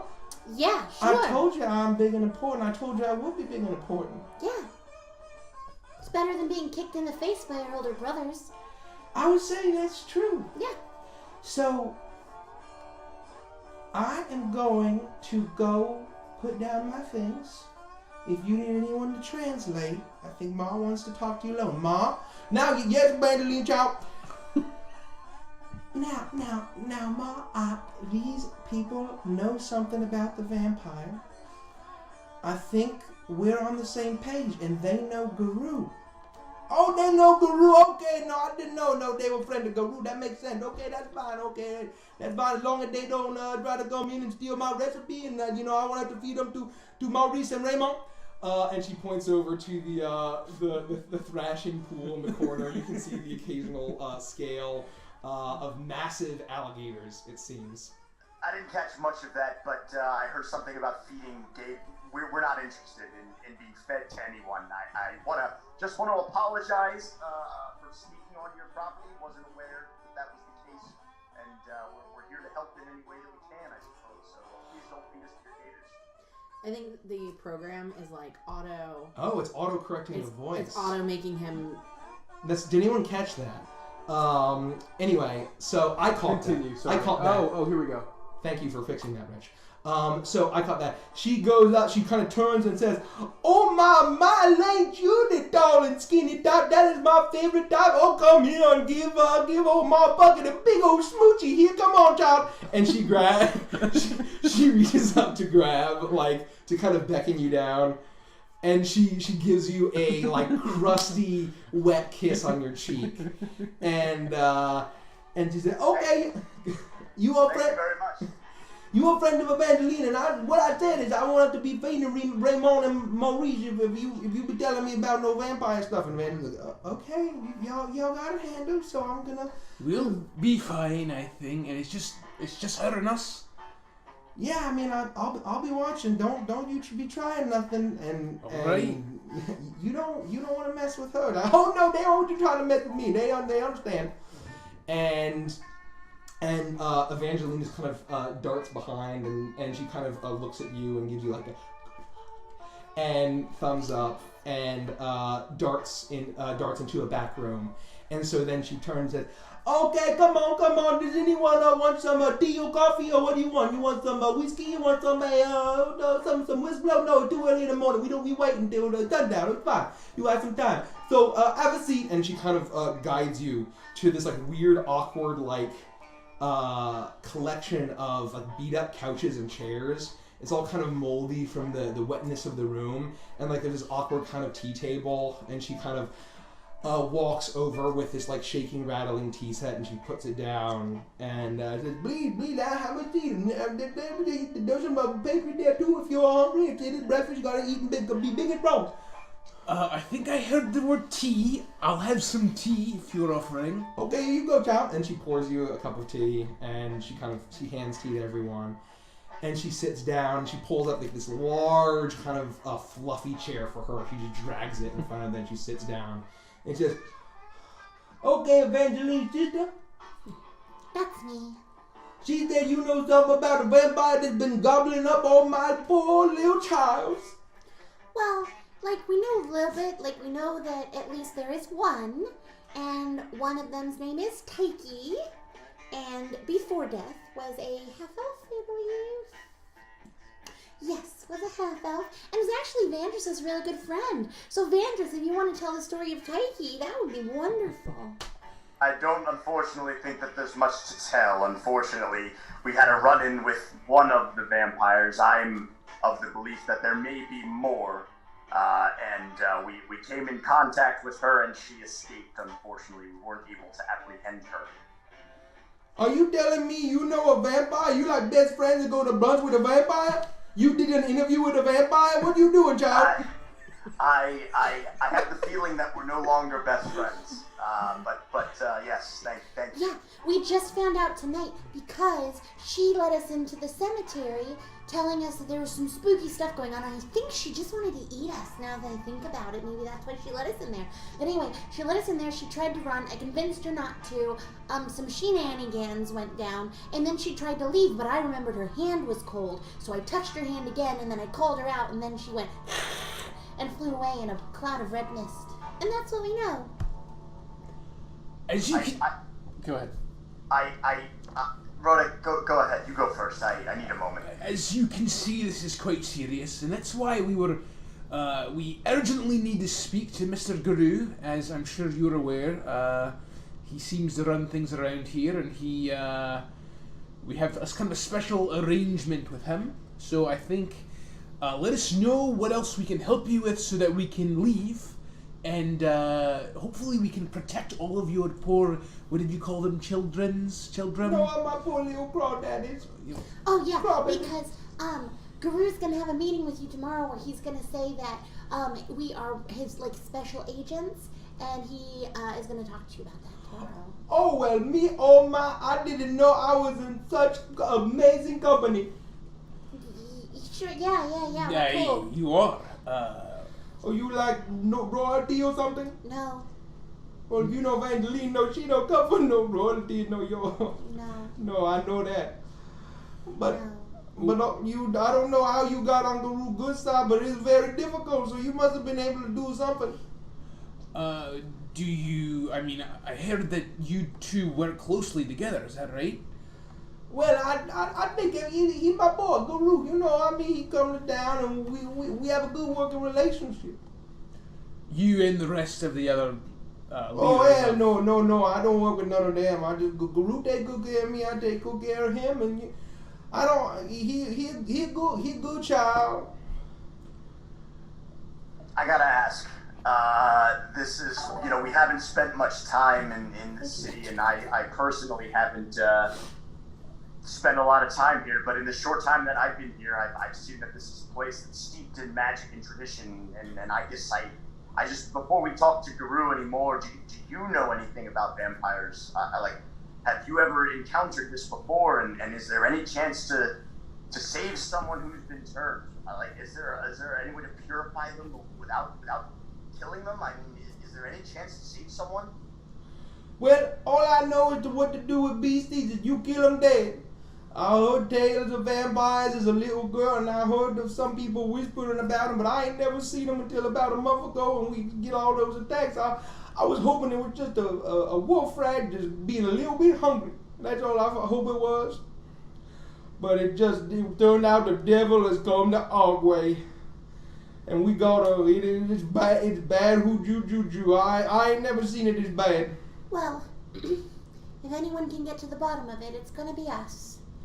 And I know that it's really imperative that we get to Guru as soon as possible to let him know that what we've seen tonight. Right. So I think, do you have any more questions? Is there anything we can help you with? Any additional information you can help with? Tell me everything you know about the girl you say would be a vampire. Sure, fine. I'll just briefly give her a little bit of a backstory about how I met her as a bounty hunter. We split our separate ways, and it's been months and/or years since the last time that we saw her. And then we came to Ogway and ran into her. And explain the whole situation with her turning up at our door and her leading us to the cemetery, not a graveyard, cemetery. And here we are. That's all that we know. Unfortunately, I'm as taken by surprise by all of this as you are, and there has to be a way to save her. I refuse to believe that there's no hope. Well, I'll be saying, if you know a vampire, your friend is about as good as dead in my town. I hope you ain't trying to get in between me and killing no vampire, and especially Guru, because she gonna be dead. Your friend is good as dead. I hope you know that, boy. I'm gonna talk to Guru and have a conversation with him, but I'm not gonna just assume that there's no way to fix this. We will do what we can, and we will make sure that If push comes to shove, I understand what needs to be done, but I'm not just gonna. We need to look into some things. We need to gather some information. We're gonna make sure we protect everyone, and we're gonna take care of this one way or another. Yeah. Also, when you get a victim of a vampire back, before you feed them to your crocodile alligators, where do they go? And is the one that died last night, is that like already dinner or not yet dinner? No, he ain't dinner that day. He was gonna be their breakfast, and I am he's in the back room where Evangeline is right now. Do you think I could talk to him? Yeah, no, well, you know, child, he dead. I mean, I know. He said Evangeline said she has some weird relative, but I don't know nobody that can talk to no dead. Oh, that's fine. Can I talk to him? Okay, that's fine. Okay, cool. And she takes you back and leads you back into towards the back room. Hey, Evangeline, you come out here. You just up here and can talk to that little killer boy. And you hear the voice come back through the door and says, well, I mean, at this point, it wouldn't surprise me. So, yeah, sure. I was just gonna get him ready for Maurice and Raymond. I'll bring him out. Or do you want him in here, Sylvie? Yeah. bring him in. Can you bring him in? No, okay. Can someone give me a hand? All right, I go over and I'll just show me where he is. I'll bring him in. Okay. The door opens and you're kind of she's immediately at the door with this this boy. You see, kind of has this ashy, kind of brownish, blondish hair. Looks not much older than like 16, 17. The lifeless eyes, the familiar 2 red marks on his neck, and you help Evangeline kind of drag him out into the center of the room. As that happens, you see kind of the water in the side of the corner, and I need to get my playlist back going. Nikki, you didn't forget that you're not playing Iris right now, right? Yeah, no. If you remember, we went to that weird place with the tabaxis, and I bought a spell scroll, Speak with Dead. Oh shit! Okay. And another tabaxi. The corpse is dragged out. You can see splashing in the water as these golden brown eyeballs kind of are eyeing him and licking their lips as they're ready. And then Ma goes, "Now, you have to wait for your supper. You are going to eat breakfast when I tell you can eat breakfast, you naughty boys." And you hear a pa pa as she smacks both of them with her giant spoon. And Evangeline kind of drags the body up in front of you, Sylvie, and she looks at you and says, I know you could do like glitter stuff, but is talking to dead folk, is that something new? No, I bought a scroll to do it. I normally can't do it on my own. Oh, you went down to Little Yulon, didn't you? Yeah, they were really awesome, and they're very soft. Well, the tabaxi, not the scroll. The scroll's just parchment. It's a little and not the scratchy. dead. I'm Well, sure you you be the dead are soft, right? Well, the dead can be soft. It depends on how long I they've been shouldn't dead have for. said anything. Just Okay. go. You be careful with mixing. They ain't from around here, those folks, and they use some sort of magic that ain't native here. So you be careful, Sylvie. Okay, sure, I will. okay. So she steps back, and Ma Puckett goes over and kind of is playing with the gators. She kind of is like, her tiny head is in their massive jaws, and she's going, "Oh, no, you don't, you bad boy." I'm gonna use the spell scroll. It's level 3, so I can I have the ability to cast it. Okay. And I'm going to cast Speak with Dead on it. Okay. Can you remind me how that works? Oh, thanks for the sub, Mayo. We love you. Thanks, mayonnaise. I partially revive a corpse to ask it questions. It resumes death after 10 minutes. It has to have a mouth. It can't be undead. And a corpse can only be targeted by the spell once every 10 days. Okay. I can ask up to 5 questions. It only knows what it knew in life, including languages. Answers are usually brief, cryptic, or repetitive, and is under no compulsion to offer a truthful answer. The spell doesn't return the soul to body, so it can't learn new information. It doesn't understand anything that's happened since it died, and it can't speculate about the future. 5 questions? 5 questions over the course of 10 minutes. So Maya coming in via stiletto is very timely. She's a pro at using Speak with Dead. Very mega pro. She cast it once, and man, we got a lot of information. That's one of my favorite stories. Beautiful, ladies and gentlemen. So drop some hot advice. So, should we ask you questions? Oh, now you have 4. I'll get it uploaded. We just flip it. Okay. So the corpse would come to life then, correct? Yes. Okay. So you can tear the spell? Yeah.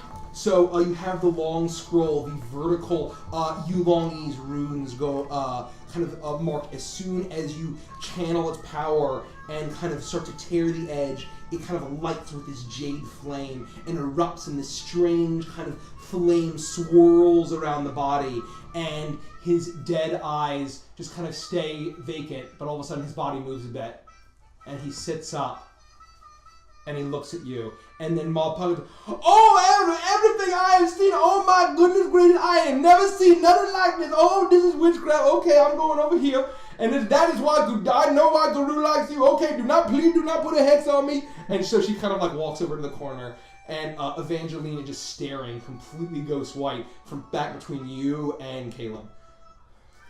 How did you get to the cemetery tonight? I wasn't at the cemetery tonight. Who was the last person you saw tonight? A pretty lady who had really nice... I shouldn't talk about that. Hooters.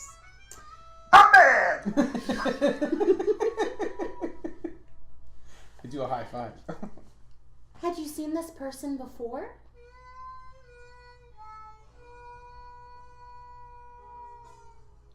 I saw her hanging out, coming from the swamp. Where were you when you were with her tonight?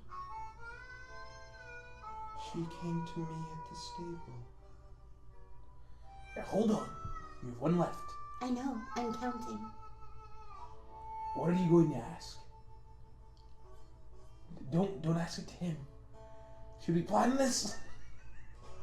I don't know why I tried. I'm anyway. going to DM fiat it that it's only you that can ask the questions, because I'm whispering. I'm like doing it very. You just have to be intentionally. careful because you literally just asked I'm a not question. gonna monkey You paw asked on me it. what I Okay, was no. going to ask. Banders is You can't, like, you literally can't do that. It's so, like, it's so precise about it. Okay. All right. I'm just trying. You're what he does. Caleb does not hear you. Okay. That was literally, those were the 4 I had. So if you have something, you can write it down on a piece of paper and pass it to me. We've got, like, 9 more minutes. If you're gonna phrase anything in the form of a question, don't, and write it down. I almost want him to describe the person in as much detail as possible, to see if it's actually Tyche. Can you describe the person in as much detail as possible, including things that you might deem as ungentlemanly? You just jumped right in there, didn't you? Might as well. She had beautiful, short raven hair, thicker than a bowl of oatmeal.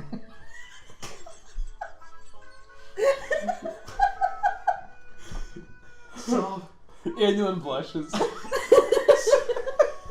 buttermilk skin, This music's perfect. and cute little pointy ears. and the eyes roll back as he falls back down. And Evangeline kind of looks at you and looks at him, and she said, that really happened. Yeah, so... Is that what Taiki looks like? I mean, every time I look at her, I'm always looking at her bazumas, so I've never actually known what color hair she had. So the description that I have of her does not give me any physical attributes. That is what Taiki looks like. Okay, alright. Yeah, that's her. Unfortunately, I hate to say it. You all would make the connection from what you saw of her. But that was her. Evangeline, did you find his dead body at the stables, or does it seem like she moved him? His boss found him. Okay. In the stables, we knew that. I just assumed and wasted a question on asking about the cemetery. Right, that's fine. Yeah, sure, you know. It's your first time. You can't get them all, right? Right. It's a learning experience. It is. Yeah. Well, you use that kitty cat magic. I swear I ain't never seen those mystic kitty cats. I don't trust it. But if we get to the bottom of this vampire, I guess the end justify the means. Well, the good thing about that is we now know that it was one vampire that was out and about tonight. So we know that Taiki was the one that killed him, and also that Taiki was with us. So she must have killed him, come to get us, and then gone to the cemetery. I think that was very useful, and perhaps they have more of those in case we can find our next victim. Oh, I doubt it. I'm pretty sure they sold me the only one they'll ever stock. Well, that's fine. The voice of God rings in your ear. Hey, that's a pretty good idea. Oh, that was weird. Did anybody else hear Gus? Immensely helpful. I have to stress the urgency that we get to Guru, Yeah. especially with what we know. So if there's anything else we can do for you while we're here, please. But if you could let us go as well, that would be great. Oh, if you would explain to Evangeline, so I know why you was. Wait, did you tell me why you was snooping around in my town so late at night? Yeah, the vampire, who we didn't know was a vampire, came to get us and tricked us into the cemetery and then flew off in red mist. We're set up. We were literally trying to leave when you guys found us, so my guess is she was luring us there, so you guys would find us in your cemetery. Since she didn't know Evangeline was my sister, she thought Evangeline would feed us to the gators because she knew that we were looking for the V's. Dracula's. Well, you can say vampire in here, but that's fine. As long as you don't be spreading the word. I mean, Garu's very careful. That's why I have Raymond and Maurice have been very well fed lately. Ain't that right, boys? And then they come on, Evangeline, give me a hand over here. Come on, boys.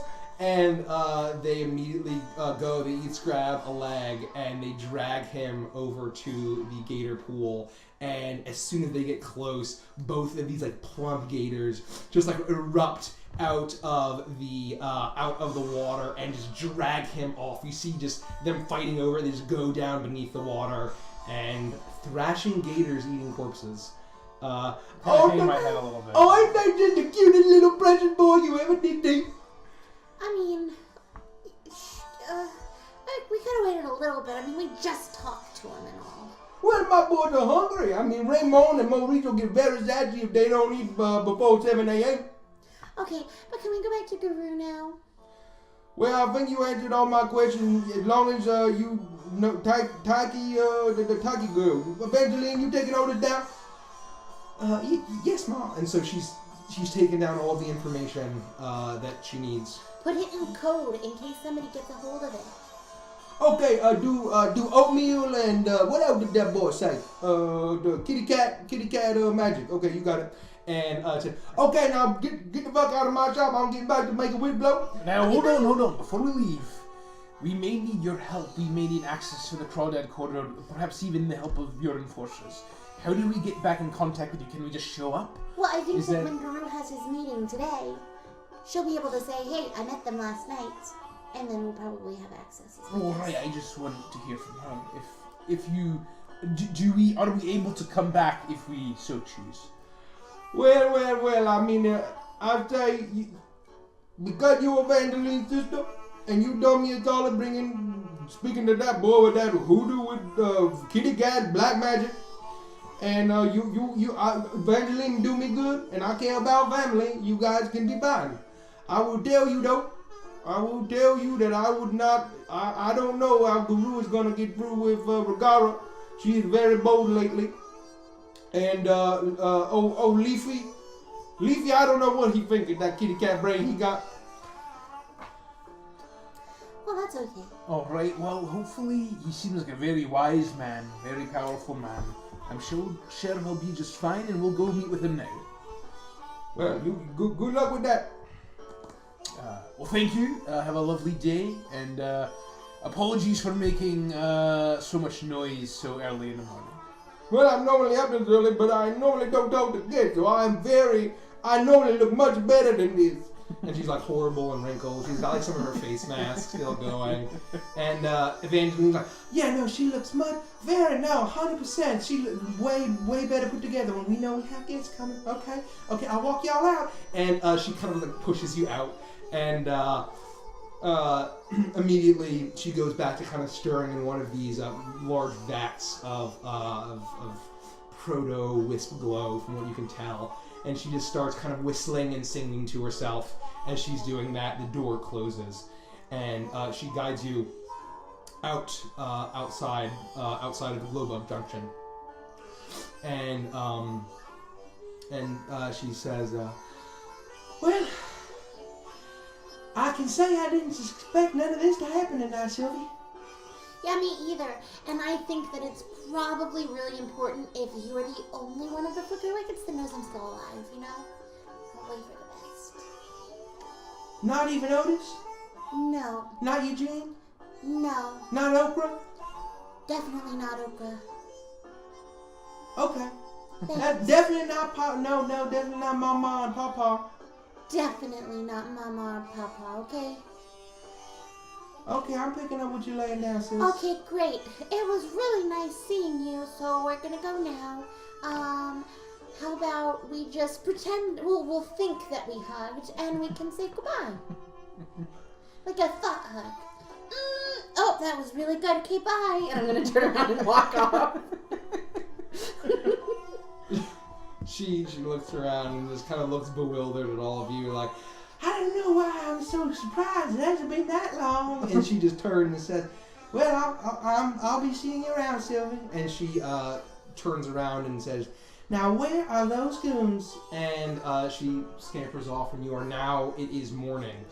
Into the morning, probably about 7-ish in the morning. You have not slept. And it's getting late in the morning, and you're feeling, you're getting pretty tired, I would say. Staying up all night, but what are you guys gonna do? I think that we need to press on. I know that we're exhausted and a little banged up, but I think that we can rest after we meet with Guru, and he may even be able to offer some form of protection while we rest. At least if we sleep during the day, we have a better chance of protecting ourselves, and we'd be alert at night. I don't hate switching our sleep schedule around a little bit. Agreed. I think that's fine, and I just worry that, Taiki knows that we know what...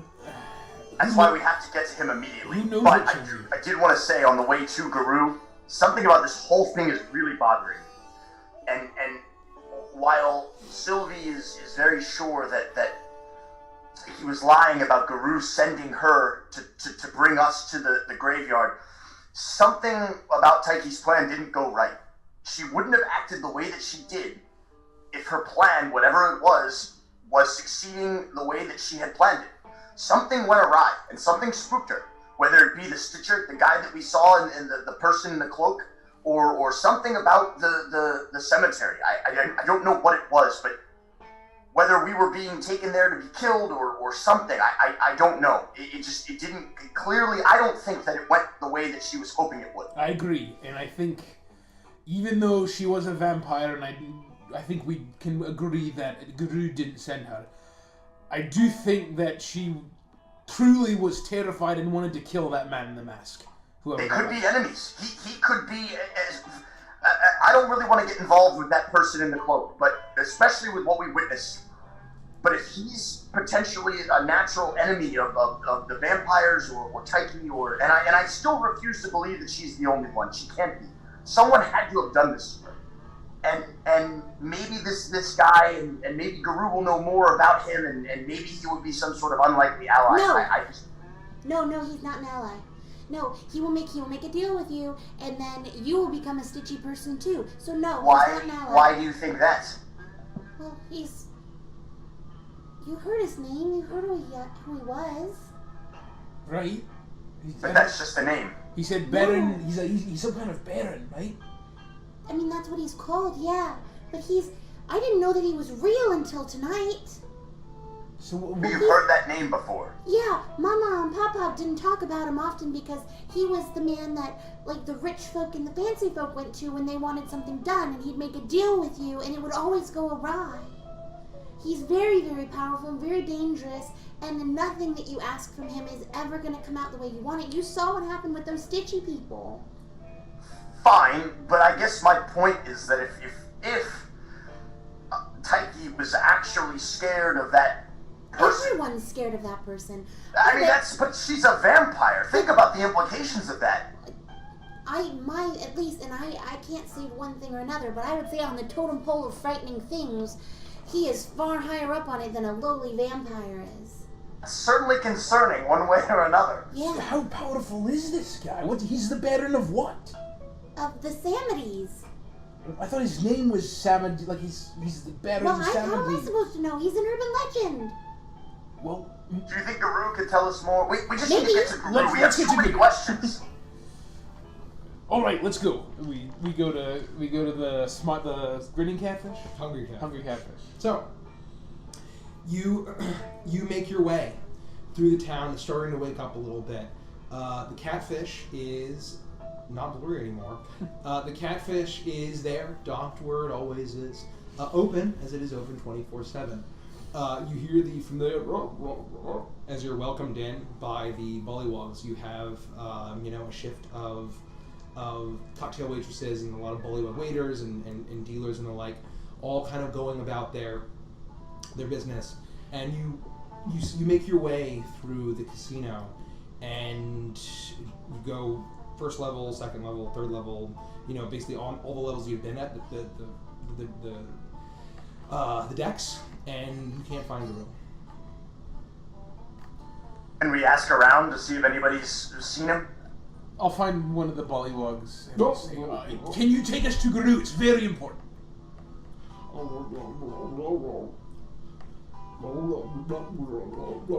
Can you point to where he is? I don't think he knows where he is. This is atrocious. Okay, let's go back to our hotel, and I'm gonna scry and figure out where he's at, and then we can go to him. I think that it's the only time he would ever be okay with it. Just in case he's in danger, or because we have information. So he's in danger? This is going to be the first time in a long time that I've said we're royally fucked. This could be I mean, bad. I can technically do it here, but there's a lot going on. No, we shouldn't do it here. Yeah. So how do you scry? You can spy on people? Well, let's not talk about it here, but yes. Oh, okay, well, let's go. Let's head back. So I guess we'll head back to our rooms. Okay. And I'm gonna cast once we get there, depending on what it looks like. You get back to your hotel, and you arrive. It's exactly how you left it. It's been tightened up a little bit. There's some chocolates on your pillows. I'm gonna, out of my pocket, I'm gonna rifle through the fingernail clippings, and I'm gonna find the hair that I pulled from him. Okay. And I'm going to cast scrying. Okay. So he has to make a wisdom save, -5, -15. So I don't think there's any way you can pass it. Can you read the? So it's -5 because he's familiar. We know the target, and then it's minus an additional 10 because I have a body part, lock of hair, bit of nail, or the like from him. And so you're casting a spell? I'm casting scrying. Yeah. So, as you're casting, you pull out the longish, or I guess probably relatively short, black hair, and you channel as your hand kind of glows, and your eyes kind of gloss over, and you attempt to scry, and you're channeling the power. You have the hair. You know who he is. Blackness. You see blackness. And then you're brought back. Okay. Just black. What? Yeah. What does that mean? I couldn't Like tell it you didn't why work it didn't work. or I couldn't tell you. he's just sleeping. Well, no, I would know that it was sleeping. Okay, alright, so we're ruling things out. Because essentially maybe what it does is wherever he's at, regardless of whether he's conscious or not, it essentially creates a little sensor near it that I can see whatever's going on around it. And it can see invisible objects and things like that, so it's just Maybe magic. he's in an area that dampens magic. You can't see into this area. I mean, we were in that place and we couldn't fly. That's a big deal, and maybe he's in a place where we can't scry. So did it seem like the spell worked, and the sensor that was created it couldn't see or hear anything?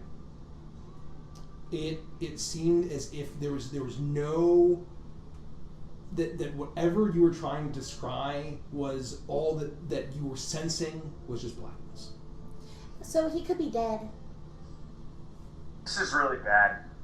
Guys, I'm not going to say that I'm scared, because Avantris is literally never scared, but this is very concerning. This is really bad. This could be... I mean, I don't even know where to go from here. The leaders of the town, the three families are going to try to meet with Guru. He's not going to show up, or he may not show up. What are they going to think about us? I don't think they're going to immediately turn on us, but they know that we had contact with the guy. With all the stuff that's going on, I told you, this is going to put a target on our back. We're in trouble. Is there anyone we could ask that might have seen where he went? Is it possible that Taiki just got to him? The bullywugs, but as we know, they can't talk to us, so that's not gonna work, I think. And Did he mention his plans? We could go to the mayor. Would that help? We could go to that health. Mayor sounds like a useless figurehead. I don't think the mayor does anything except exist. We know that he has a meeting today, right? Or is it tomorrow? Do we know when the... It's when today. The meeting is? Today. Supposed to be soon, I suppose. Do we know when? Where? No. Did I we thought someone said 10 a.m., but maybe I'm crazy. Did we get any sense of where it would be? He didn't say 10 a.m. He just said tomorrow night. I thought somebody said in the morning. I made that up. So what we could do is we could always, some of us, or one of us, or you, could always go back to Ma Puckett and say, hey, we went to meet up with Guru, and it looks like he's gone.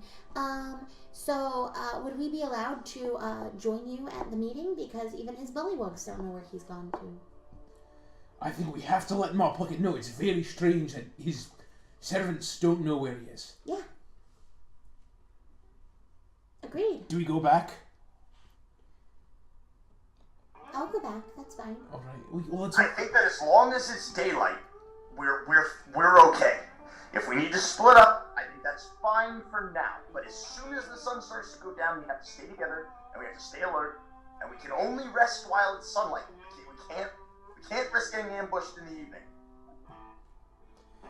Now, I agree. I think we need to get our sleep while it's day. Let's go over there. We'll see if we can join her in the evening, and then we get confirmation from her. We'll all come back together. We'll go to sleep. We'll post watch. It's what, 8 a.m. now? Because it was like 7 when they fed the gators, and it took us about an hour, I would say, or so, around 8-ish. Right, So right. it would be, if we took an 8-hour sleep right now, that would put us at, what, 16 o'clock?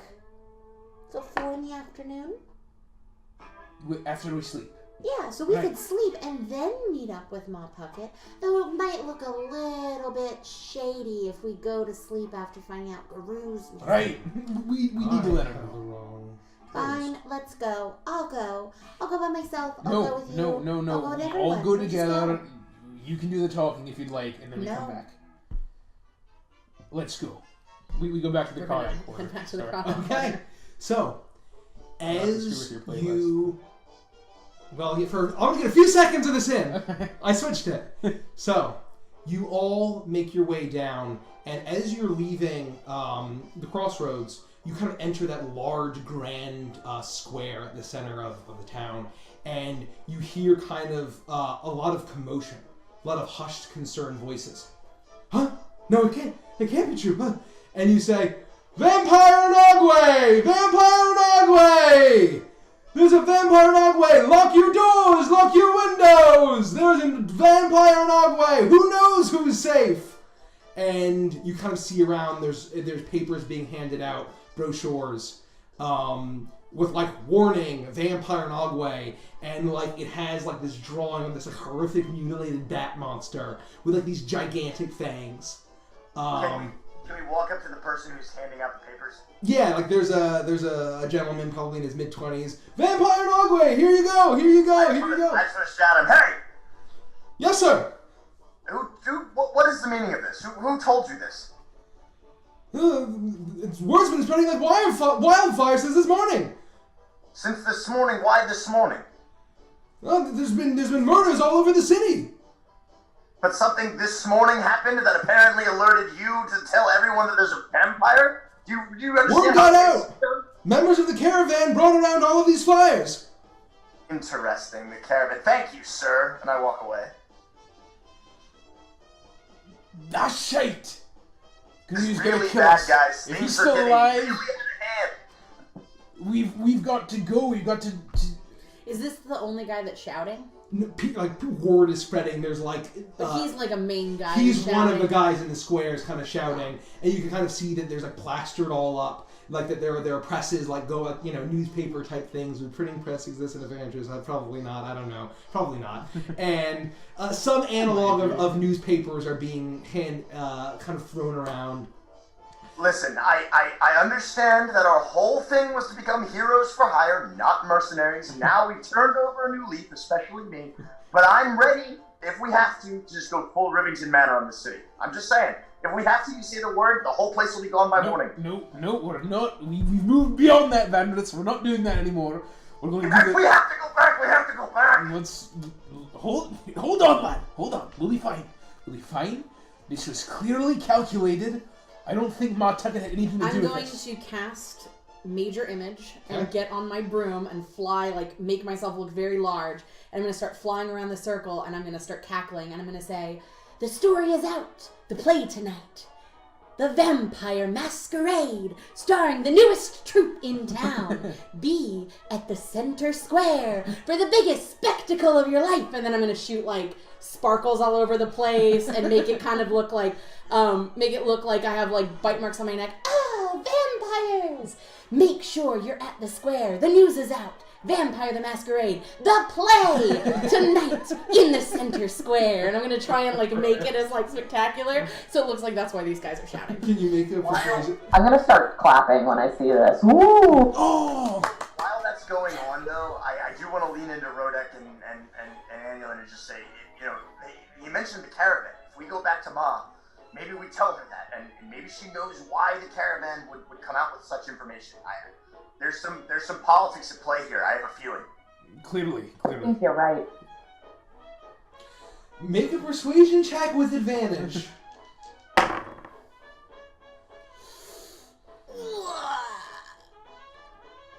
Hold on, I can count. 27. Gotta give it up to 27. Gotta give it up to 27. Gotta. So, people are, as you're flying around this main square, you can kind of think the word is spreading, or like kind of elsewhere, but like a lot of people are like, oh, viral marketing campaign, pretty neat. Oh, I'll come back. Oh, thanks. That sounds great. And people seem to be enthused, and there are people that at the very least will show up at the center square tonight for Vampire the Masquerade, the play. That'll be a thing. Oh boy! And then so I'm gonna fly back down and be like, well, that'll at least, I think, stopper some of the outrage, and we can figure out how we're going to handle this. At least for the ones around here. We don't know how far it's spread at this point. Well, my thought process is that any of these people, as they leave, when someone goes, "Oh my God, did you hear they're actually real vampires?" They're gonna go, "Oh, you're so stupid. That's a play that's happening tonight in the square." All right. So then, the more people that spread it, the more people will think that it's all just a play. It's actually a very good plan. That was I'm very brilliant. impressed. Thank you. I'm so impressed. Like honestly, I'm very impressed right now. Thank You know, I agree. There's not a hint of sarcasm in my voice at all Yeah. for the first time in years. Wow, I did something right, guys. That's awesome. Okay, so now should we go to my pockets? Hey. Okay. I'm gonna have to tell her that I'm putting on a play tonight, though, so I have to be back here by like 6, because we gotta figure out how to set up a stage. Oh no, I have to do a casting call. I'm gonna have to find some actors. I pull out my book of grudges, and towards the back I find a place and I start writing down play preparation. And I'm like writing like lists of names for different actors and like what we need to build a play or a stage and all kinds of other shit. Okay. And I'm just like, I'll use my mage hand to carry it along in front of me while I write down. Okay, so plots as in the the mage corner. hand is holding the book of grudges as you're writing down all of your play plans, people are sort of, "Oh wow, Vampire the Masquerade, cool marketing plan. Whoa, cool. Oh, can you find all the Easter eggs in this fucking paper?" Love alternate reality games. Cloverfield. Anyway, gotta give it up. So you make your way. See, I got a little bit of Magnolia Promenade music going. Here we go. You gotta, it was necessary for what I just did. Oh, that's brilliant. So you eventually make your way through the Crawdad Quarter. It's past mid-morning at this point, and it seems like the Glowbug Junction has opened.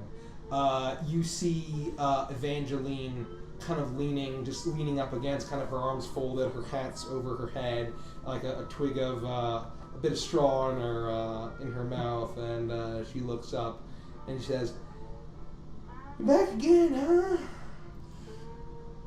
Yeah. Are you aware that there are people in the Magnolia Promenade, that's what it's called, right? Saying that vampires are all over town?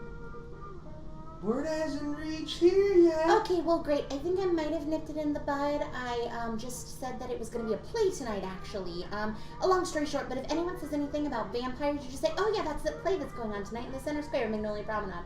Spread the word. You need to get your goons, write posters, flyers, spread the word that it is a play. You're trying to mitigate this. There were literally men screaming terrified that vampires are real, and also Gru's missing. Where's Small Pucket? Mom's in the back making wisp glow. Oh, we should probably let her know that Gru's missing. Okay. I thought I was gonna take the morning off, and I was just gonna stand here. Do I look pretty cool, Sylvie? You do. You can take the morning off if you want to. It just might piss her off later, but you know. No. I mean, Decisions. if vampires are real, I'll get my goons. If you need any help with the play, Can they make a stage? they can make anything I'll tell them to make. Can you get them? And I'm gonna rip the page out of my thing. I need to find actors for all of these roles. And then all of the, And I just like literally hand her a list of everything that needed to happen to make a play, like making curtains, stage hands, the actors that are needed, and then my name's there as the starring role. I guess I got a minor in theater that'll finally go to some use. You went to college? Did Dad pay? No, I dropped out. I got a major and dropped out. A minor and dropped out. And then she takes it and she walks over like, Well, I'm gonna go find the boys and It would honestly be so much more convincing if you guys started erecting the stage as soon as possible, because then people will be like, "Oh my God, it really is happening." Okay, and if there's any thugs spreading the word of the who started this rumor about the vampire? Who the fuck let this out? We couldn't figure it out, but there's a play that's happening tonight, and now everyone knows it, so no one's gonna believe whoever started it. They mentioned the caravan was the one spreading the word, that they brought in the flyers. Those sons of Right? bitches. Who's the caravan? Is that what was said? They said the caravan, which is they run the Sunsteel Court district. Sunsteel Ward. Yeah. Sunsteel Ward, right? So then we'll just say it was a brilliant marketing idea by the Sunsteel Clan, because all of the All of Ogway is in on this fantastical play. Surprise for the townfolk, free of charge. Okay, I'm gonna do. Donations accepted. Donations. Okay, I'll write that down. Was there any? I'm gonna poke around a little bit. I'm gonna get my boys. I'm gonna have them build a stage and try to we'll get some costumes, I guess, and we'll be out by the crossroads. Okay, lovely. You know, I gotta say, in the last 24 hours, I've said this a lot, but in the last 24 hours, if you'd asked me what would be happening 24 hours from now, it's literally the last thing I ever witnessed. And I once saw action and almost witnessed the end of the world. So just take that with a grain of salt, I suppose. You and me both, Skinny. Okay, I'm gonna go round up my goons. They're probably drunk in the whiskey. And she just scampers off, and she's just kind of throwing up her knife. Her two kind of is occasionally throwing up her knife, tapping her bandolier. It just blinks back to it. Oh, you should be the opening act with your knife throwing and stuff. That would be so cool. Well, I haven't performed in a long time, Sylvie. Okay, well you don't have to. Okay, well I'll think about it. I'll think And about she's it. kind of blushing a little bit. Otherwise we should find an opening act. Okay. I trust your judgment. We're gonna go see Ma Puckett now, okay? Okay, now that sounds good. Okay, bye. And then so she goes off to round up the goons. You make your way through that. There's a gnome behind the counter, kind of selling whisk glow to some kind of there's some tourists in there. Like, ooh, this is so exotic. Oh my! And you just manage to find your way back there. You're able to get an appointment. You knock As on I the door. walk past them, I'm Yeah. Oh, make sure you're at the crossroads tonight for Vampire the Masquerade, the coolest new play to hit the town ever. Ooh, and then I'm new going to play. continue to walk. Okay, and you back. walk back, and you see that kind of same door. It's cracked open a little bit, and that kind of blue smoky mist is kind of is billowing out. Ma Puckett. This is Sylvie, Evangeline's sister. Do you remember me? Is that you? How much time has passed? Not much, but Gru is missing, and the whole town is screaming about vampires. This is very serious. We could use your assistance. Wait, did you down and been talking about vampires? How did they know about vampires? And then so we'll just reiterate everything that we reiterated to Evangeline, and just kind of explain the whole The thing. caravan, the word, and all that stuff. What's going on with the play. And Guru's missing. And Guru's missing. And I'll even tell her that I tried a scrying spell and What I that mean- with the blackness. I mean, Guru ain't no morning person. I don't know why you expecting him to be up early to rise, early to shine. So even if he were sleeping, I'd be able to see him sleeping. But there's literally just blackness, so he's probably dead. Well, let's not jump to conclusions here. I hate to steal our famous dwarf's line here. Hold on a minute. Now, hold on. And also, all of his servants, they don't know where he is, which seems very unusual to us. Well, I mean, have you ever met them grinning sinners? Yeah. If anybody asks what Guru is, they're gonna say they don't know, unless you meet or you leave or you Ragara. And even then, they probably lie to me more than they don't. You don't think that this might be cause for alarm? Well, if he don't show up tonight and he's late for his appointment with me, if someone is late with a Mar Tucket meeting, I will be very concerned, and he should be concerned for his safety. That's a lot of time between now and then, though. And what time is your meeting? And roughly where is it? Because I want to see how it's going to conflict with the play that we're putting on tonight at 8. Tonight at 11. Oh, great.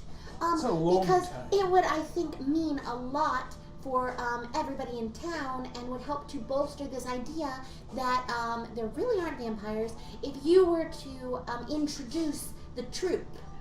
That it doesn't exist but will exist soon if Evangeline has her way with the men. Well, you got away with the men, that is true. I mean, I don't know if you met your sister, but I ain't speaking ill. But oh boy, I remember when I was that age. She's as good as I was. Yep, she's a lady killer, or is it a boy killer, or she's just one of them. I tell you, I don't know. I mean, I was sending everybody I got. I was sending all of more than just Evangeline crew. But Well, I was thinking you could step on the stage in all of your beautiful splendor because you're so gorgeous. And you could say, welcome, blah, blah, blah, blah, blah, you know, something enchanting. I'm Ma Puckett and enjoy Vampire the Masquerade. And then everyone will be like, wow, this is real. There aren't vampires. You know what I mean? I don't do no much of nothing on stage, child. I don't know who told you who I am. Nobody did. There's a lot of things happening behind closed doors here, child. I don't know if you realize what you got yourself into. You gotta be very careful. No, you do not, child. No. Evangeline should have warned you. You sweet, you cutie pie. She walks up to you and she grabs her little cheek and pinches it. Thanks. Now I have blush on. You a cute child, and we gotta get to the bottom of these vampires rock real quick, and we gotta figure out regardless of making her play. I was worried about this. Do you think there could? Go ahead. Is there anyone that you know who could find Guru if he is still available to be found? Guru only be found if he want to be found. I can tell you that. I don't like any of the answers that you're giving us. So if this is the caravan, can we go there and investigate? Because it's possible he's... Can you let us know immediately if Guru does not show up to your meeting? Oh, of course I will, child. Fabulous. I'll have Evangeline with me. She'll be my right hand. She is my right hand, so she'll be with me at the meeting. Absolutely. All right. Well, I think we need to go back and just get some rest. We've been up for over 24 hours. I mean, if I'm going to star in this play, I have to get some sleep. Right? So, it feels terrible, but I think we have to rest. All right. Well, thank you so much, and are we good to join you tonight? Join me where? Would it be possible if we were to join you at the meeting with Guru? No, you ain't no bushwhackers. No. There's each of the bosses and each of our right hand. That's all Guru allow. And then in none of our council meetings, there are 6 and him and all of him green and sinners. That is all he allowed. Where do these meetings take place, just out of curiosity? On the catfish, down in the belly, down at the fighting ring. We're not going to show up, but if you could tell us exactly where the meetings take place, that would No, you don't know. Those that show up, they're gonna get a lot more than they bargain with, I tell you that. Some people have tried. I can still hear the screams in my sleep. Well, it's been a pleasure. We will hopefully see you soon. Tomorrow, maybe. Tomorrow. Definitely not tonight at the undisclosed location. Well, that sounds very nice to me, though. Tomorrow, that's good. You do not at all. That sounds wonderful. You're a very smart child, you little skinny boy. You're very handsome. You know how you find a handsome boy like this? Why can't Evangeline find no handsome? Everybody, she finds like 4 feet tall. No face, 4 feet. I give her a wink and a smile. Well, I don't know about you. I like the old man. I always have. And so all I'm saying is that I'll have Boudreaux team. I'll have everybody's team. I'll have everybody's team going try to stop this, and I'll have some people. I can't send none of my people down in regardless territory. I will tell you that, but I'll have some people poke around and see what we can do. Okay, and then just as long as we can make sure that Evangeline gets the stage up and everything to go for this fake play to convince people that nothing's happening, I think we will have quelled the terror of the city for at least one day. Well, that sounds like a wonderful plan. I don't know how that's going to work, but I'm just going to make my whiz blow and go to my meeting. You children all have fun. Goodbye. And she kind of is like poking you now. Get on, I'm tired. I got to get back to making my whiz blow. And she's... All right, we'll go. As we're walking back towards our lodging, I'm kind of like walking in front of the group, and I turn around to look at him, and I pull the cloak at the back of that, and I turn back, and I turn sideways, and I say, do you guys really think I'm too thin? I wouldn't say too thin. I'd be like right on the cusp of being too thin. I don't think she meant it as like a dig at you. I think she was complimenting you. No, of course not. I get a little self-conscious. I try to eat a lot. It's tough for me to bulk up. You know, it's that elfin metabolism. It keeps you dexterous, right? That's what makes you so agile and stealthy. It's good for you, lad. Listen, thank you. I appreciate that. I hate to even suggest this, and as we always say, there are no bad ideas, right? This is a safe space. We can all talk about what we think is... That's right. And I know this sounds crazy, and I think that I'm crazy and I'm even about to say it. What if we attempted to meet with Alphonse and ask him about the disappearance of Guru? He obviously doesn't like the guy, and he might be interested in knowing that he's missing. If he doesn't already know, if you catch my drift. I think that's a great idea. But probably not until after we've slept and in the evening when he's able to be awake because he's a Dracula and all. Well, sure. We get some rest, and if the sun is still up, we try to meet with him. We see what happens. If he doesn't meet with us, and then I had a really interesting idea. What about if you play the vampire in Vampire the Masquerade? What you just did actually gave me a great idea, because you can swirl your cloak and turn into a bat, and that could be like the finale and kind of awesome. Oh, yeah, no, I'm 110% not turning into a bat within 100 miles of this city. But I appreciate the offer, and I'm very flattered. But no, and please don't ever tell anyone, because I'll deny it. I'll deny it until I'm dead, and then you'll get my arm.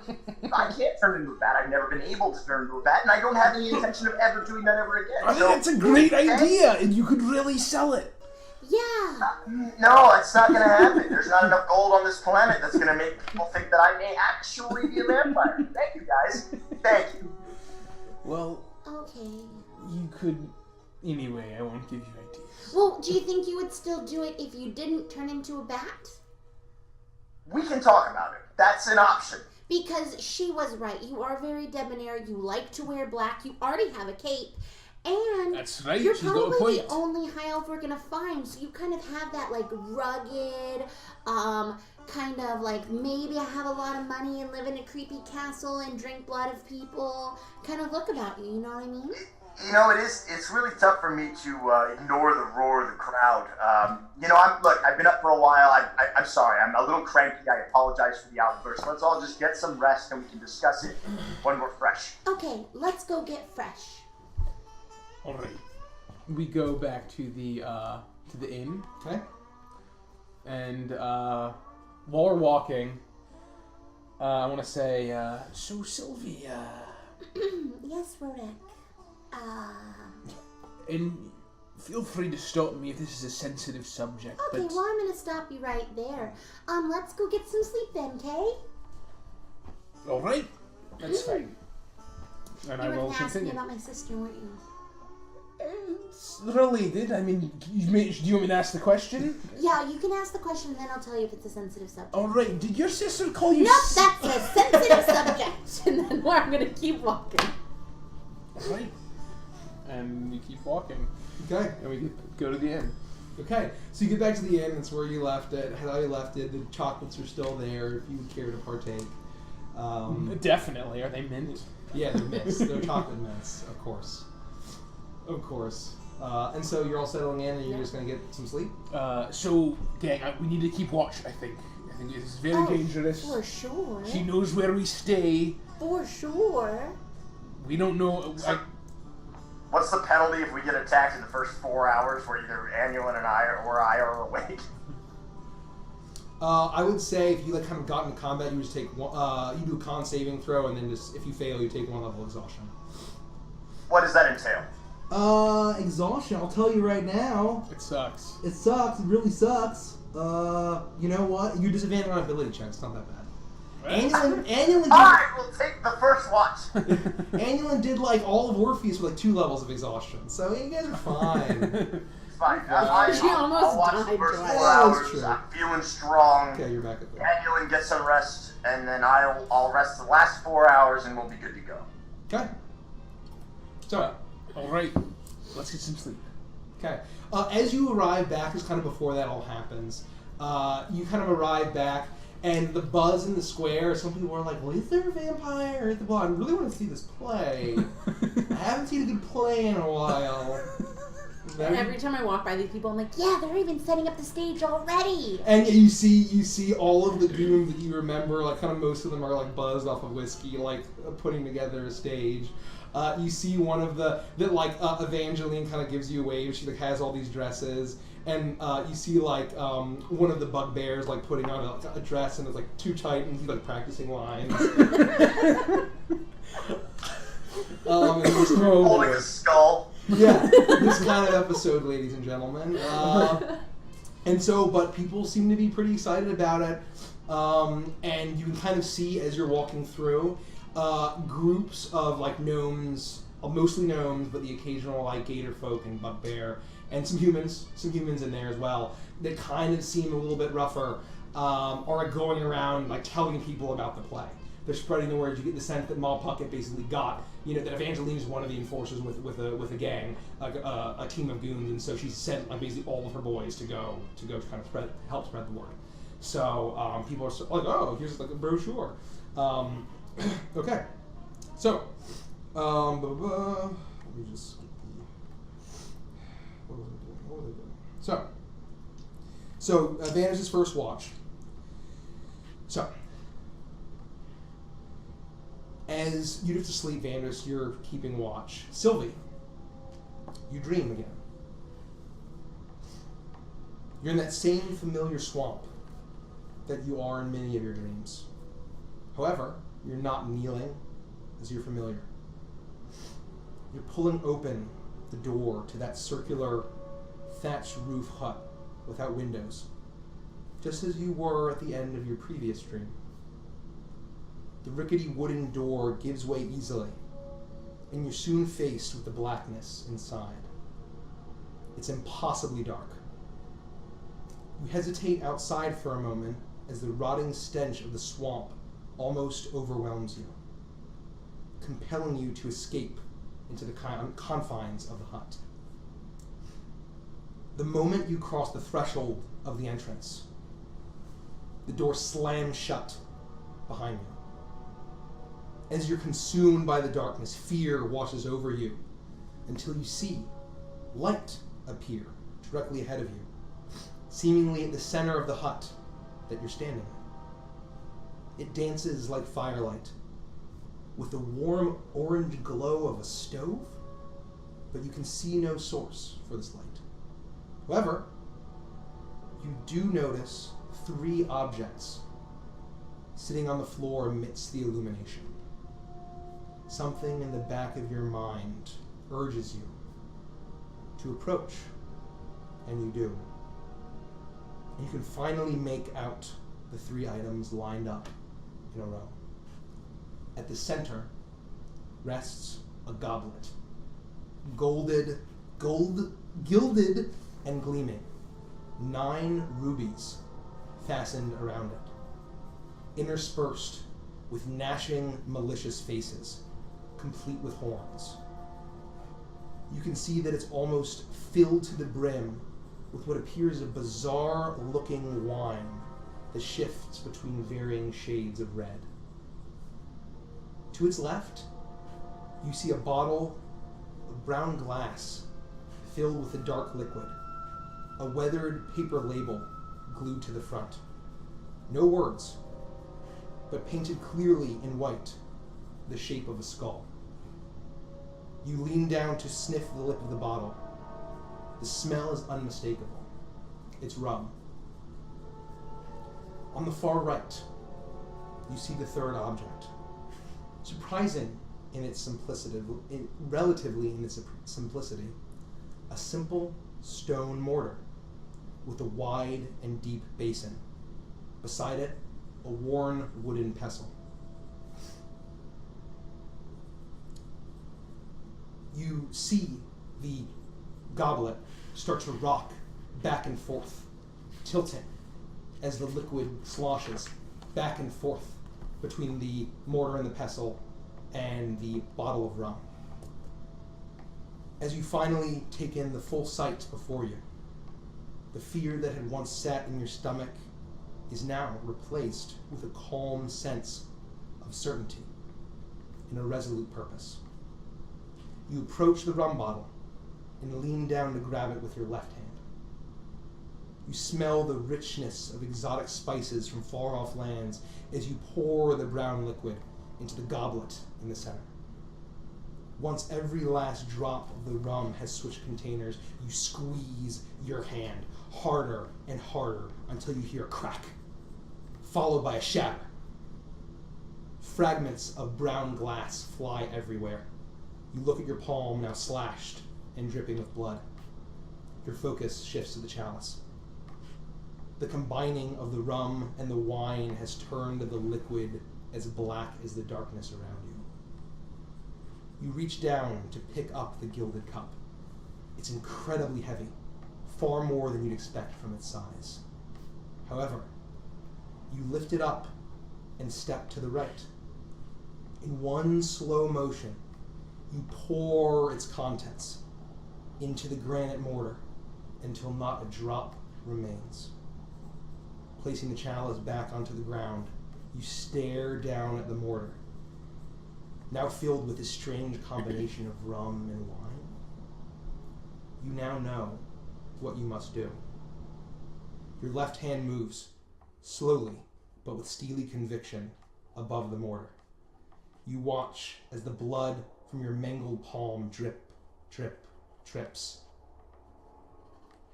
into the concoction. On the 7th drop, the liquid erupts into a bubbling dark brew, steam rising into the air and warming the cool hut immediately. You feel satisfied with your work. You crouch down in front of the mortar and grab it with both hands. You steadily lift it, bringing it up to your lips. As the mixture slides into your mouth, the taste is indescribable. But what you do know is the most intoxicating sweetness you've ever tasted. The liquid sits at the back of your throat for just a moment before you swallow a mouthful. Immediately, you're jolted awake. The room with the curtains drawn is dark, and you're drenched in sweat. Something is off. There's an unmistakable taste of metal in your mouth that's nearly overpowering. You reach into your mouth, and your teeth feel different, cold, and much larger than you remember them being. You rush to the mirror at the other side of the room and peel back your lips. Where your previously pearly white teeth had been are large, jagged, iron teeth in a sinister grin. Suddenly you wake up, for real this time. It's the middle of the day.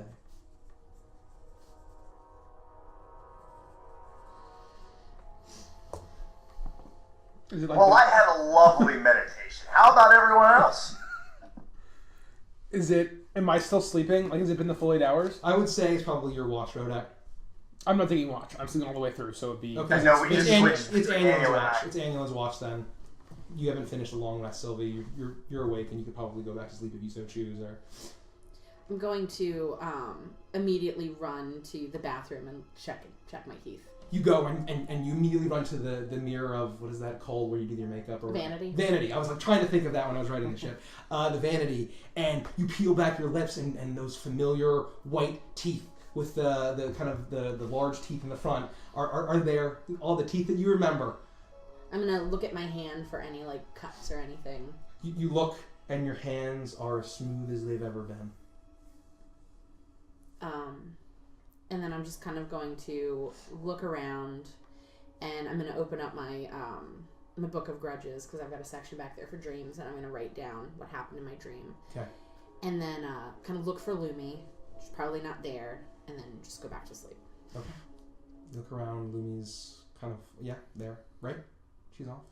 We had taken her. Oh, to she was let going a to. Miria She was or going to go whatever. to Miria, wait for Miria, and she's not there, and you fall back asleep. Well, where all are we all sleeping in, like, the same area? I thought you had two different rooms. Two different rooms, right? Yeah. We had two rooms. Yeah, you had two different rooms. I don't know where you guys are sleeping. Wherever you guys want. Oh, okay. So it would just be me and Annual then? Yeah, I would assume so. That's fine. Okay, then I'll get That's back fine. into bed and go to sleep. Okay. Yeah.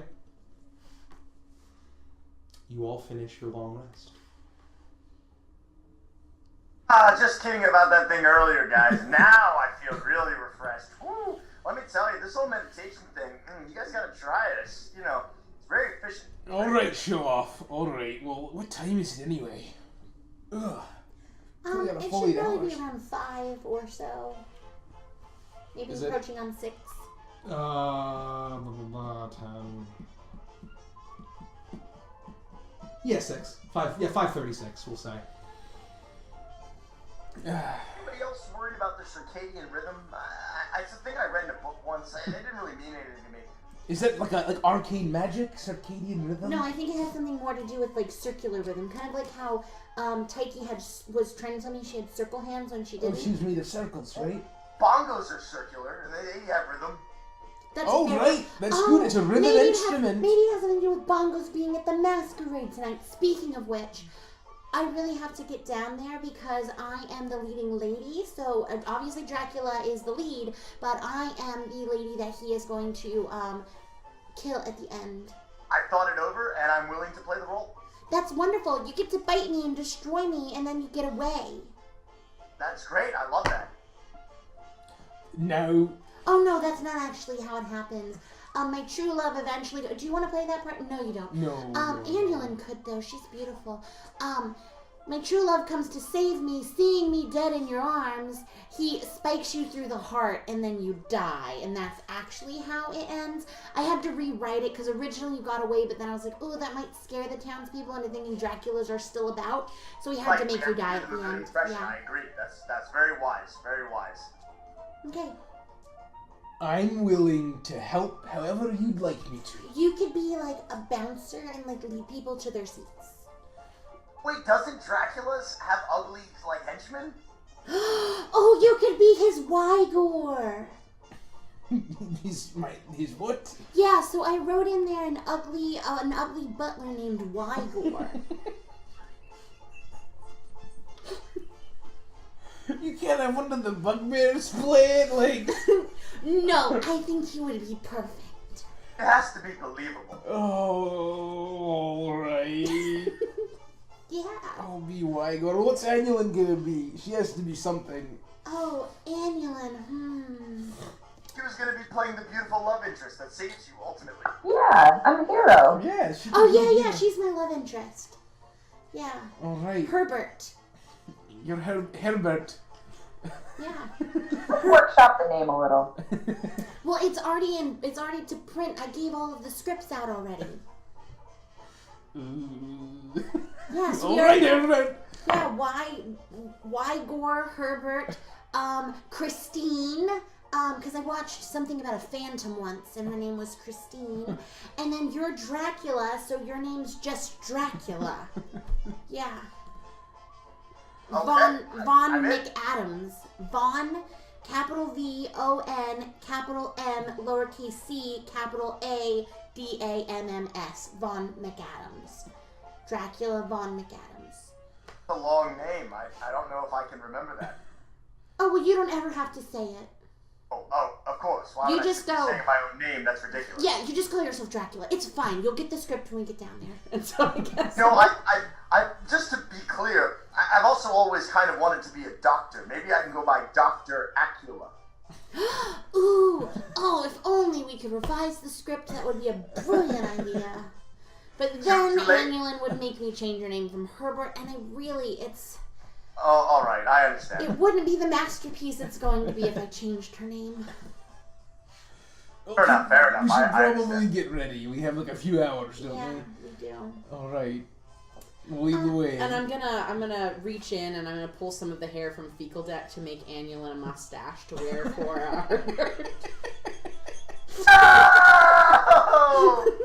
We don't have Fecal Deck. He's back in what you call it. Oh yeah, shit, you put him. All of a Damn. sudden, our adventurers party's down to 3 because Annulin has killed herself. Okay, so yeah, use other hair, but yeah, I'll it's have not one of the Fecal Deck. bugbears like cut off some of their hair and make her because she has. I'll handle it. She's got this. So, you arrive to the square, and people are very jazzed. There's dozens and dozens and dozens of rows of chairs. The stage has been erected. You see a Vampire the Masquerade in this red paint. Vampire is spelled with a Y. Yep, I was gonna correct you. A Y, and the Masquerade. The handwriting's not great. The stage is, looks to be a little rickety, but you kind of like get up there and you give it a test, and like you see, you just see like a gator folk is kind of like, was like hammering like, and he's like missing the nail like 90% of the time, and he eventually hits it. so it's taking him a very long time to build it. But you see that there is a row of clothes, of dresses, and the like, and costumes that have been kind of gathered. You see Evangeline just kind of trying on like different hats, kind of like grinning as she's doing it. And then as soon as you approach, she kind of puts it away, and she's like, no, everything's fine here. I wasn't trying on. I hate costumes. Everything's good. Everything's ready. Y'all get your sleep? Yeah, we did. So do you have the costume? We need the hot costume for Herbert. Annulin's going to be playing Herbert. I will be Christine. Dracula will be played by Avantris, and then Wygor is played by our lovely Rebecca.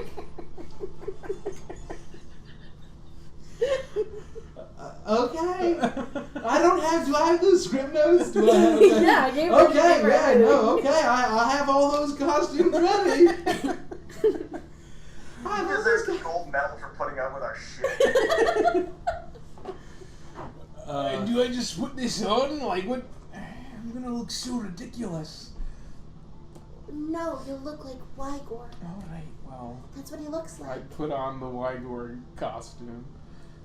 And then I'll use my hat of disguise to make myself look like essentially Christine Daae from Phantom of the Opera. Okay, you do that. You all I'll get put ready. on my really, really shitty mustache. It's handlebar. It is. You get one of the bugbears like, oh, I just grew this all out. And he snips his armpit hair. It's naturally sticky. Oh God, Mike. Wait, that's where the bugbear stink gland is, and it's a mucus. God, Mike. I thought fecal deck was bad. I gotta go. I'm sorry. I gotta go. Holy hell.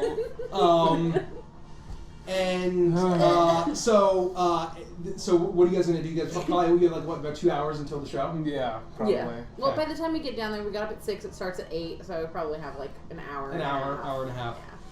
So you're all getting ready, and Evangeline just is kind of like helping, and says like, you know, what you say, Avantris, is if you asked me 24 hours ago what I'd be doing, I would have said the same thing. I literally cannot believe what is about to transpire. Well, when Sylvie gets involved and she gets on Ma Puckett's good side, I guess crazy shit happens. I mean, I once burned down a mansion, yet here I am. Yeah. Well, I think this might actually work. Oh, and Annulin almost died to a bunch of rats. I almost fell into a chaos portal, and this is somehow more chaotic. Yeah. Aye. Yeah. Well, I killed some Dragonborn just a couple days ago. What colors were they? A bunch of them colors. Colors of the rainbow. I don't discriminate. Okay, well. You killed them all. I got a badge for each of them. Absolutely, yeah. No, in the caravan, they get up and bolden. And he just, Oh, he are just you- and like a line of knives fly into like this nearby wooden plank, and then she taps it, and Are you going to be the opening act, or did we find somebody else? What's happening with that? I got old Lou over here can play a mean trumpet. Oh, that's interesting. My stage name is also Lou.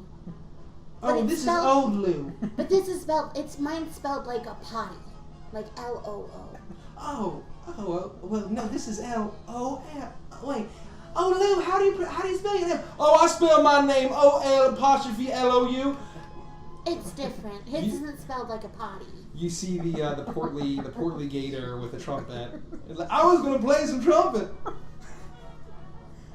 It's my dream. Great. Well, I guess we'll just get set up, and then the show must go on. I would Okay. say. So there's some curtains that separate from backstage, and the whole town, maybe not the whole town, but a lot of people are just kind of filtering in. People from all of the districts. Actually, as you were kind of like getting ready to go, something did kind of catch your eye. You noticed that kind of similar to like how you had seen gnomes kind of like spreading the word about like this play, you start to see bullywugs are doing the same. That there are actually like new posters that are made for like Vampire the Masquerade with the spelling that like actually look like production brochures that like bullywugs are going out and like they're passing around. And I wonder if this means that Guru isn't dead and he got word of what we've done to quell the... and he's helping. Sounds like he's in on it, hopefully. I sure hope so. And so you're all backstage, and I guess the scene, the opening scene, like you're getting ready to start. There's hundreds of people, hundreds and hundreds of people, and all of these chairs have been brought out from all of these different like restaurants and bars and like event spaces. Like there's a lot of entertainment in Ogway, so it's not hard to get that much. And there's a lot of different like outdoor festivals, so all of the spaces, the arrangements have been made. Evangeline tells you that it's all taken care of and you don't need to worry about it. How? You're not really sure, but it has been. And as you're kind of getting ready, and you hear the trumpet going of Old Lou as he's just playing, and he's okay. Hold on. How is he, ladies? Where the fuck is a D20? He's really terrible. Oh, he's actually not bad. He's actually pretty good. He's shocking. He's like really into it. He's blowing a mean piece of brass, and he's just playing a trumpet. And then like people are like, they're like, oh, I thought this was a vampire playing. What is this? I'm like, okay. And there's like a golf clap when he finishes. Sylvie, you are in the center stage. There's a quiet that comes over as the curtain stays still. And as soon as the curtain starts to move, you hear like, go, pull it, oh, okay, sorry. And then you hear the yanking and the creaking of the ropes as the curtain starts to pull. The crowd erupts, and Sylvie, you're standing in the center of the stage. There's some lights that are beaming down at you, and you take a look at the crowd, and there's all cheering, excited, and something catches your eye as you see a familiar face in the front row. You see Alphonse LeBlanc looking at you with a grin on his face, clapping enthusiastically. And that is where we'll end the session. Oh my God! No! It's 11. Write them down! It's 11-9. Right? Right? You can really prepare for This that is some too, time guys. to prepare. Oh my God! You're so off the rails. You guys can prepare whatever you want, and as much of a play as you want to do. If you want a full play episode, you know what? Who fucking cares? Keep in mind that if you give us that freedom, we're gonna put on a 4-hour play. It's Dungeons and Dragons. That's what we do here. Holy shit! I can't believe this is happening. So ready. So, I gotta write down the names because I totally will forget them. So this is literally the penultimate, well, not the penultimate episode, but the episode before the finale of Avatar, The Last Airbender. Oh yeah, just like the play. We are what are they called? I can't remember the name of the Ember Island Players. The Ember Island Players. Ember Island Players. Oh my gosh, guys! If you had asked me 24 hours, Derek, as you watch this, let me know. Let me know what you think as you hear this. Type it to me in Slack right now, in real time tomorrow. Oh man. Well, so no idea how prepared I was to just like deliver my lines. I got them ready. Well, now you have a week. I can't wait to see what you come up with a week. You have a week to do it on Halloween, right? Or, I don't know what we can. Is it Halloween next Wednesday? Is it? Yes, it is. It is. I don't know what anyone's plans are. We have to figure out what we're gonna do. We may figure it out. I don't know what everyone's plans are. We'll talk about it. If there are any changes to our schedule, ideally we'll still play Prime. We just may move it. I'm we can just talk about it. We'll figure it out. But before that, housekeeping. We are playing Beneath Dark Wings. This Saturday. It's our big monthly campaign. Yep, in the afternoon, 2 p.m.-ish, potentially. We're starting, hopefully right at 2. That's the plan. And it's a dark campaign. It's a lot of fun. A lot of players. So hopefully you'll tune in and join us on this lovely Saturday as we finish out October. Yep, yeah. Our full crew will be at this table. Crew. Tell your friends. We want it to be a big thing. Yes, tell your friends. We want to do we hopefully Spread hit the our word. giveaway, so it'll be a lot of fun. We'll have a giveaway in chat if you're watching. At 600. So it'll be great. Then on Monday we have our last one of our last streams in October potentially. You'll Be Witness. We'll be finishing up chapter 3 after doing it for like 5 hours, 5 sessions. of Chapter 3. And then ideally we'll be back on Wednesday for Prime, maybe Thursday, who knows, we'll let you know 100%. And then with that, I think we're going to... Yeah, we're going to raid somebody. We're going to raid it. Because we, you know... Yeah, we'll spread the love of the Avantris spread the love. We're going to raid Welcome Party RPG. Yep. They're a lot of good. They're a lot of fun. They have a lot of variety on their channel. Yes. If you're a subscriber, flash your Hooters as always. Yeah. We love you guys very much. Check us out in Discord. Thank you for hanging out with us. Vampire the Masquerade next week. Next week. That's right. If you want to watch Vampire the Masquerade, the full play next week, we'll keep posted. Okay. Good Bye, night, guys. Bye. Love you guys. Right now.